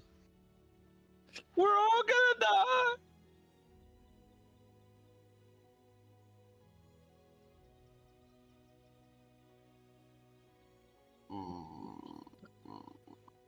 Moon sees jack shit but food. Valmora Oh. sees even less jack shit. That's okay. Or exactly the same, because she also got a name even with her network. Oh, shit.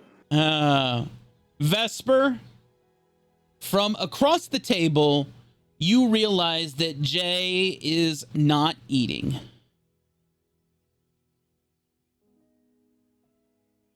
What's wrong, Jay?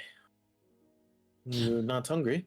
It's just no. It's all fine. It's a lot to take in, you know.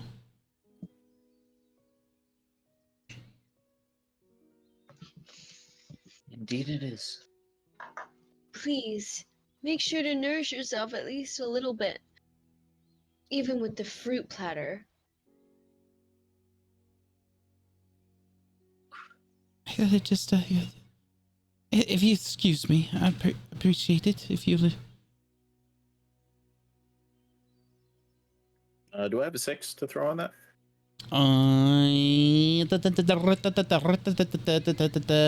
Yes, you do.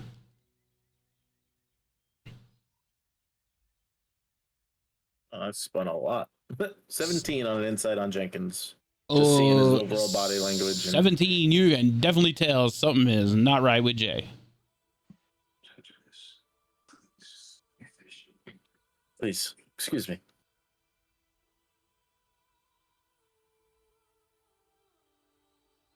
Just go in here. Jay, what's going on? Please tell me. We're just trying to help. Tell me what's going on. It's just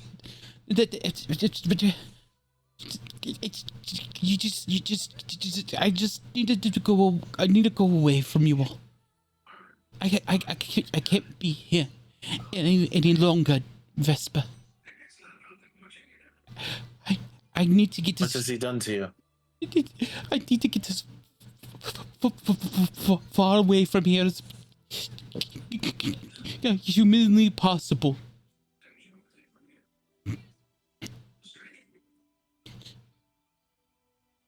What has he done? Please. Tell me. I can't tell you. I can't, Vesper. Do an investigation.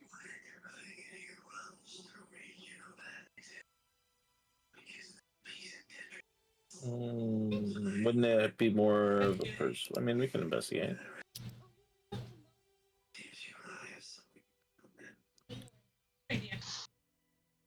Vesper, with a 19 on your investigation, as you begin to look at Jay Jenkins, you see that his hands are shaking in front of him, which is not unusual for Jay. You know, he trembles a lot when he stutters. But the backs of his hands and his sleeves, you know, because of his trembling, they're starting to pull up. And you see all of the scratches on his hands, and you're starting to pay attention to him. And you realize that his hands, these scratches they look like runes. They look like they're spelling something. That they don't look random.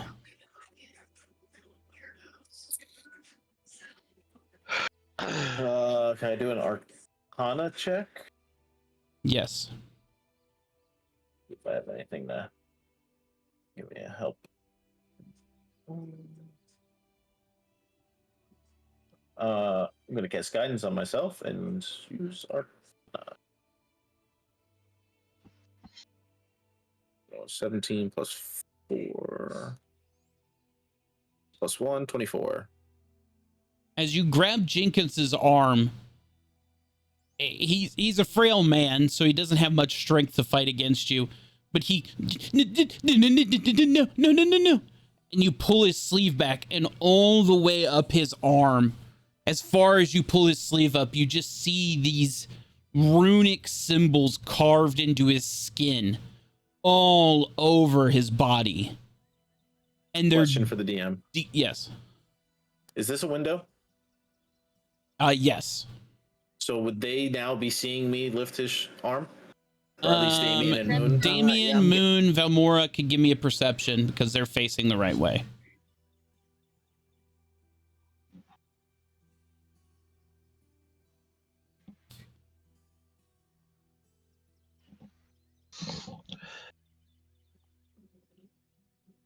Val definitely sees what's going on, and she could alert the other two.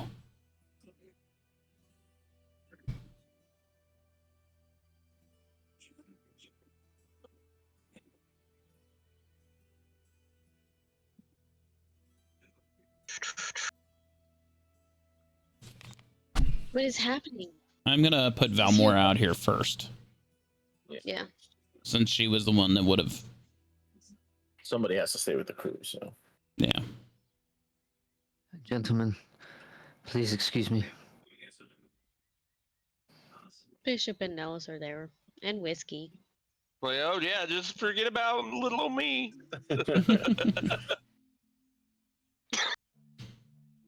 What's happening? Just stop. Just stop. So my 24 on Arcana on the runes. Do I understand what they spell or what it could be? You know that this is not. It's not a good thing. It's looks like blood ritual of some sort, carved into his skin.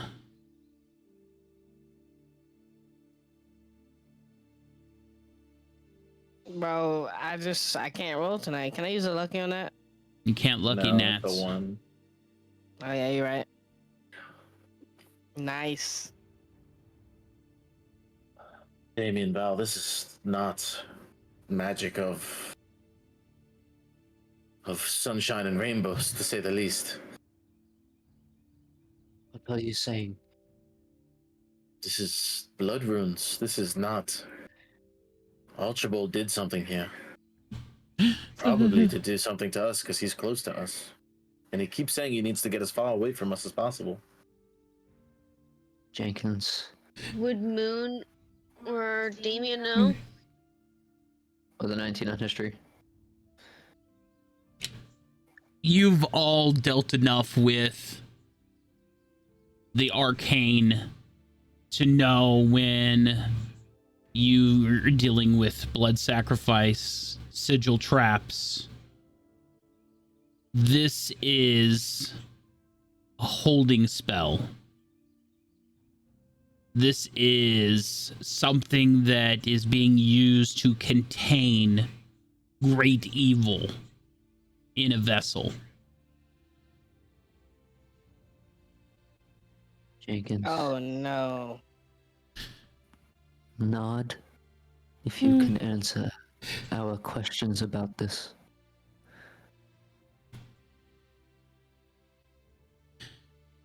I just have to get away from you.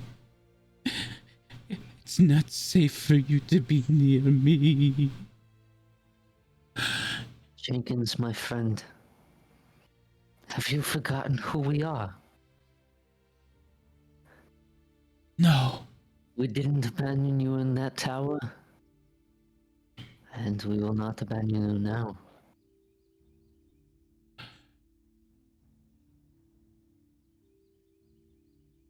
It's just some things that can't be undone. He knew you would pick me, Damien. He knew you would pick me. He sent his men to carve me. And he put part of himself inside of me.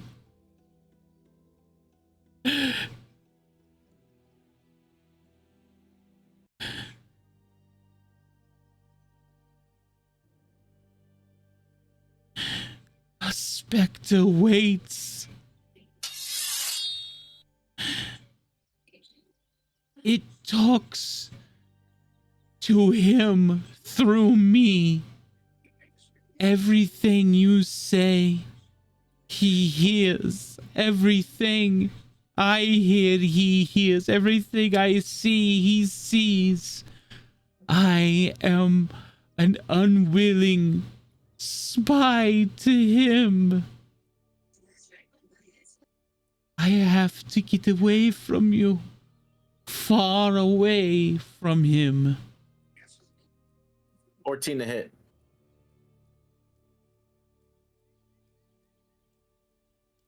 $14 does not hit.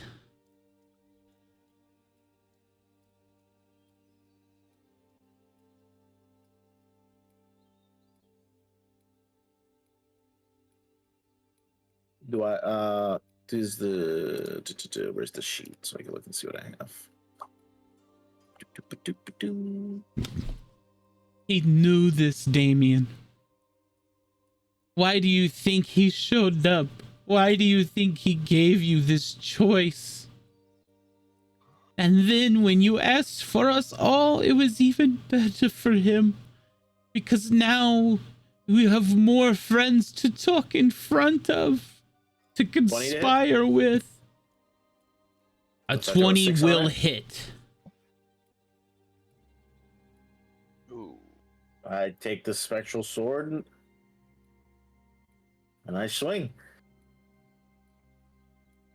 As you swing with the spectral sword, you see the Vaporeal blade pass through Jenkins, and you see several of the runes begin to light up on his skin as it absorbs the Vaporeal blade.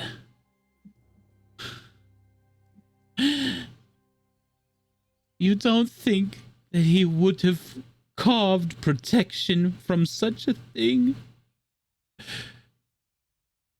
I am shielded as well, Vespa. He made me tell him how to shield it. It's my own enchantments, too. That explains earlier when he went right through the blade. What shall you have us do? Do you want to live and fight on? Or die here? Damien. He doesn't have to die. You can suggest that he be quarantined.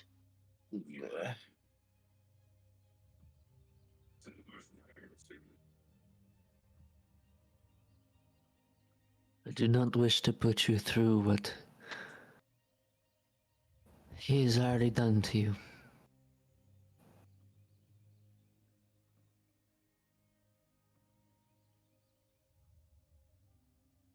But I also will not stop you.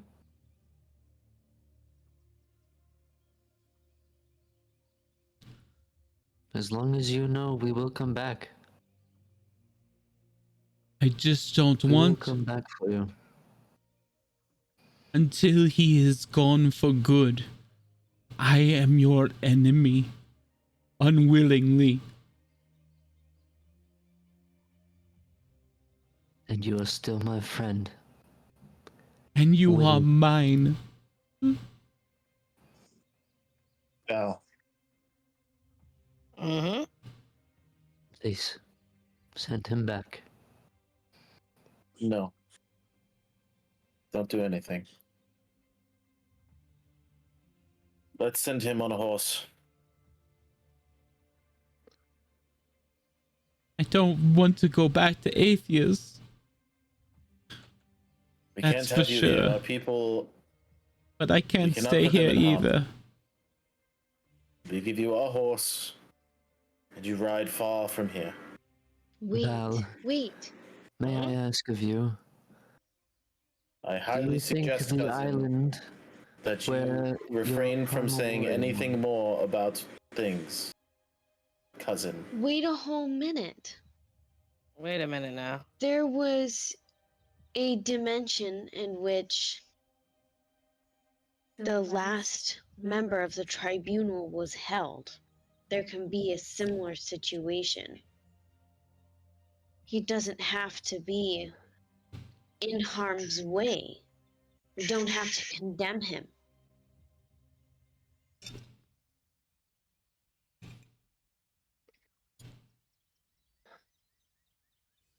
We can protect him and ourselves in the same.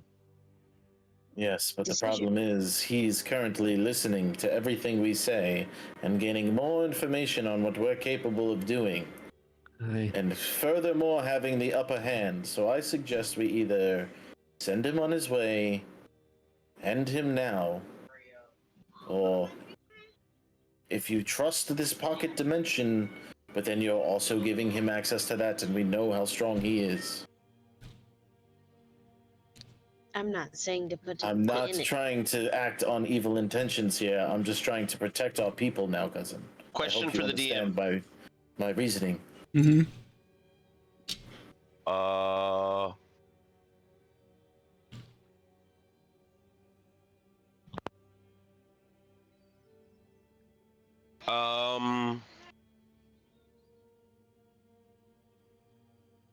Would something like this help?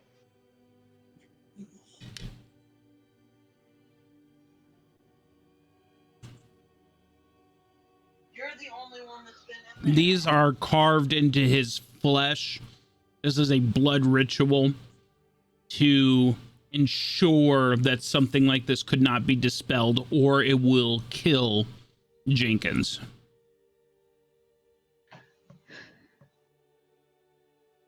This is a matter for not just us to make. You should bring this before the other members. Aye. But I think One it would be head. wise, for now, us to blindfold and try to restrict his ears from hearing. As we not talk around He him. already said he's protected. So hearing is probably protected regardless if I cast something on him. I'm just trying to be more... We I'm just don't trying to talk. recognize the situation. I'm saying we just simply don't talk in front of him. Until But we you could figure still out see. what to do. We could put something over his face, Vespa. You don't think one of these runes perhaps can see through things? Don't underestimate our opponent. We've done that once. And I'm not Aye, trying to and do defy want you. to I'm damn just this strictly... man? Do you want to damn this man to ruin? Tell Stop me what I'm another way saying. where this man Moon. could live peacefully and still be protected. Moon All I'm plans to saying, address the cousin, whole table. is sometimes you can't save everyone. I love Jenkins, but Quickly he explain the could have situation. said this immediately, and he didn't.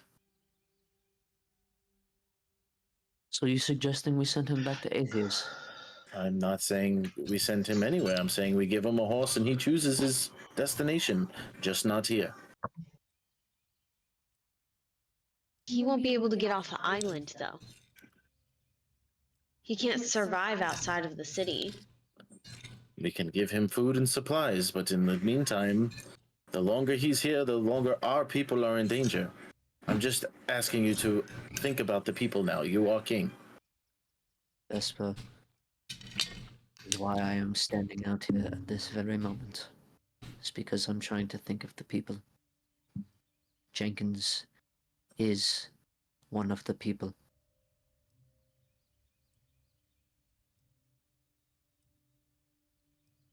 So, you said Moon was explaining everything? Yes, a kind of quick explanation of the situation. And she will ask Bishop to quickly get to the Citadel to inform the tribunal members of the situation. But before you send him, Moon, I know it's a long shot here, but Bishop here brought ironclad back. You think maybe if we brought Jenkins back, it'd be gone?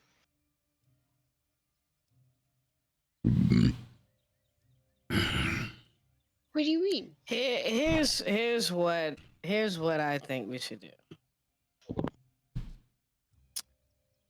He knows about our primal warrior, right? Knows the history of the Yes. city because I explained it to them in that. Hold on 1 second. Damien, come with me. 1 second. You guys, you watch Fake Archibald. Shut the door behind you. Shut. Hold on. No, do not shut the door. Moon. Are you here? I'm not going to kill him. I trust No, my no, it's not that. It's not that. Moon, come here. Come. Moon, can you do me a favor? Can you stay in there with Vesper just in case they try to attack Vesper? Thank you. Damien, you come with me, sir. Where are we going, Val? What were you Just What were you trust me. trying to say though? Who, me? Yes. Like, so Jolly made the comment that if we use Dispel Magic, that it will essentially kill Jenkins. Okay. What if we voluntarily kill Jenkins and use Revivify from Bishop and bring him back to life? Will everything still report to Archibald since he died? Question mark. As Player runes- DM. Player to player, he's Yeah, got runes carved into his skin. So in my opinion, I it would don't just think that be they would. it would just be bringing him back with the spell. Yeah. Personally, however, you would technically be dispelling it if it succeeds. So I guess that would be a DM question. Yeah. But then again, it's still on his skin, so I don't. That's it's like it could just reactivate. Who knows? Unless we have a way to heal his skin. I can mutilate it, but you guys are Oh. against that. Oh. Jolly, Well, I'm using. Go ahead. Ruining the symbols should disrupt the. If it's dispelled and he's dead, potentially. Because if it's dispelled, technically we should be able to do whatever. And then when we bring him back, obviously he'll have the issues, but. And there's no That's way a to ask him or any other enchanter what the effects would be, because then Archibald may have a way to just. Also, question for the DM now. We used detect magic when they got there. How did we not detect the runes? Because the runes weren't Because active. Ah. Okay. So real quick, because I have to go after this. So, And this might be a place that we need to stop and give you guys a week to think about what might be the best course of action. If you'd like to do that, we can do. yeah, I just want to get this out though before I forget, because I know I'm gonna forget. First, I'm casting detect magic to make sure there's no kind of magic in this room or vicinity that we're in. Where are you at? Oh, you're upstairs. Second How did floor. you go? Nothing. No. Upstairs. Okay. All right, nothing. So next, I'm going to cast entanglement to enclose Damien and myself with a thick wall to where nothing can hear coming in or going out. Kind of like an insulation, okay? I'm also going to use minor illusion and prestidigitation. All right. So, all right. Damien, please trust me when I say this, that the last thing we want to do is talk about teleporting them out and Archibald learning about our teleportation, because that is our only element of surprise at this point. I agree. And I picked up what your cousin was saying about sending him on a horse. That's why he was avoiding the teleportation. So I don't know if you were playing along or not, but I do have an idea. Maybe we could, since he knows the Primal Warrior, I could send out my primal warrior because he's very capable, and have him to take him to the edge of the island, and then cross and leave him with the horse. And at any moment, if there's any danger, I could always call my primal warrior back. Aye, but wouldn't it just be an apparition of it? Or would you actually be conjuring him? That is a good question. I think, and for this purpose, I would not have to wild shape into him because we're not in battle or combat. So he Ah. could be his own personal entity.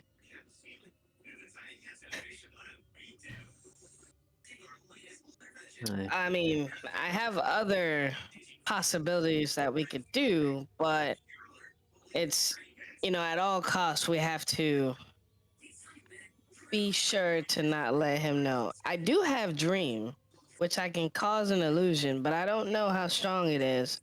And if Hey, I honestly think, Val, that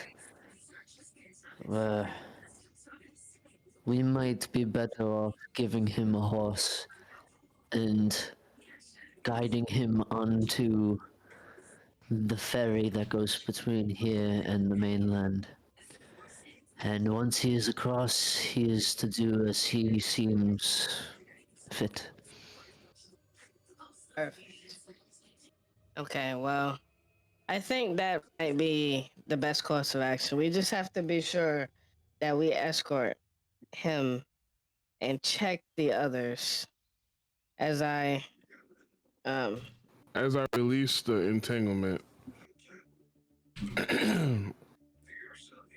I think it would be our best interest to follow that and make sure that there are no other surprises. I agree.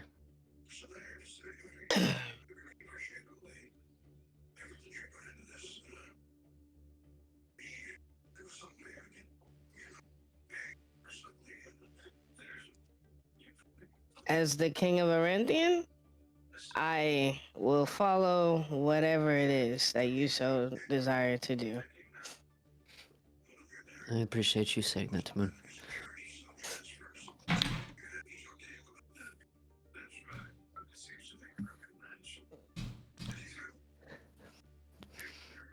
Well, Gideon Ironwood, have you been filled in on the situation? I And did you fucking know Archibald. about it?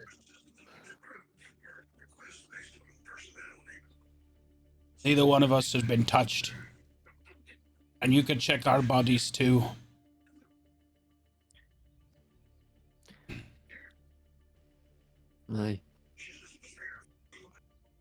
I don't mean to offend you or embarrass you, but both of you, strip. Bad enough.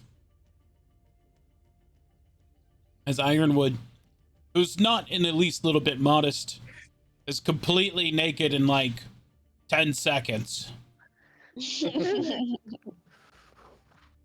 Ironwood, please give me a spin. He does, and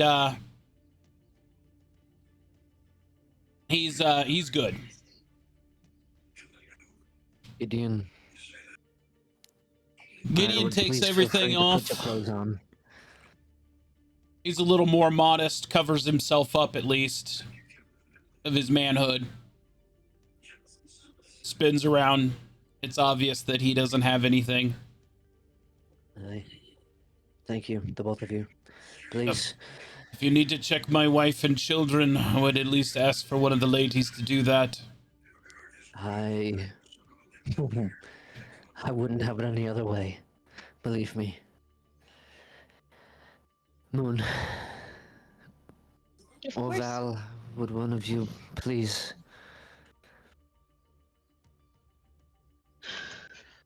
Moon, you have Please checked assure the them. wife and the children's, and they're both clean as well. Please assure them not to be afraid. Don't be scared. Moon is the least bit scary out of all of us here. Yes, with your dark mascara eyeliner and all of your creepy death priestess look. You just come in a small package. Yeah. Probably look like a fucking gothic demon. Well, whatever We you have a say, plan. King. What say you? Well, we have a plan, Damien, can but I don't want I, him to hear. may I say something before you pass judgment? Aye. I understand there is a critical threat here, but it is late, and nothing that he see or hear at this point is going to threaten anything.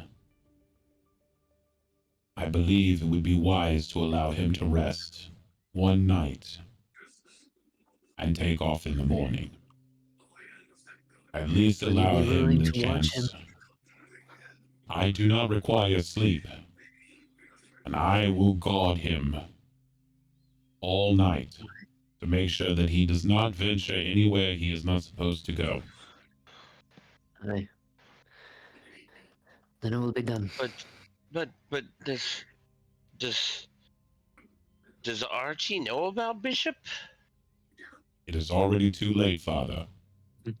If nothing else, he knows who I am and what I look like.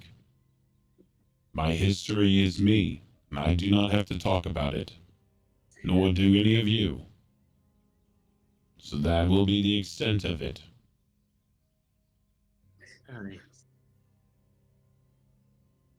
Well, it's been a long night. Let's all get some sleep. I think it would I'm be going for to the stay up. best. Calmer heads prevail in the morning. Aye. Besides, Damien, you have made enough critical choices for the day. Let this not be a second one today. Aye. I appreciate that, Bishop.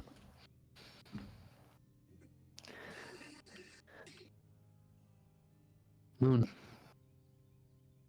Yes, would you like to come with me? sure.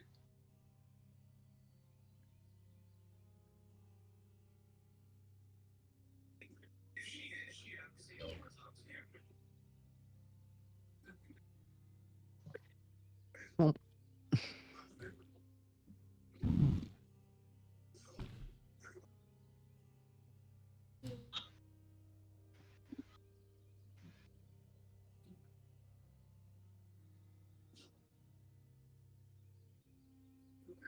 a long night's sleep will do well. What a huge room. You know, as Where'd Bishop Damien go? starts kicking his feet, this Bishop could be went with our room. the three to the guest house. Okay, I was gonna stay up and watch them as well. Well, Bishop does not require sleep as a warforged, so he can stay up all night without any kind of restriction. So he would be the best to watch. My sigil doesn't scare you? Everyone's gonna put it on the table. As long as you say it shouldn't. Of course not. Huh? Well, we gonna share a bed like a sleepover? As Damien starts to kick his feet and blush. I guess you could say that. That might have been what I was insinuating. How exciting! You know, I learned so much over at that, like, in that Nellis enjoys. Oh, I don't think you have to talk about it. I think that'll be okay. Well, Fifi told me that's what couples do. Well, yeah, Aren't we a couple? well, yes, I suppose, yes. How exciting! Are you okay with that? I I'm more than okay with that. She's gonna like jump onto the bed. I've never had a bed so big. Well, let's get some rest in our new bed. She's just gonna hug you. Whisker, where are you calling bed tonight? Probably right in here where the workshop is. Valmora, where are you calling bed? Val is not here. Val is AFK. Okay, Val. She got off after the Here, conversation. though. Yeah, I think Yeah, Val would imagine be pretty good there. close to the, yeah. Or here because she'd probably want the bigger room. With, I was going to suggest that Vesper is asleep in the room closest to, the king, because he is like the personal protector, yeah. There we go. Indeed. Good enough. Works for me.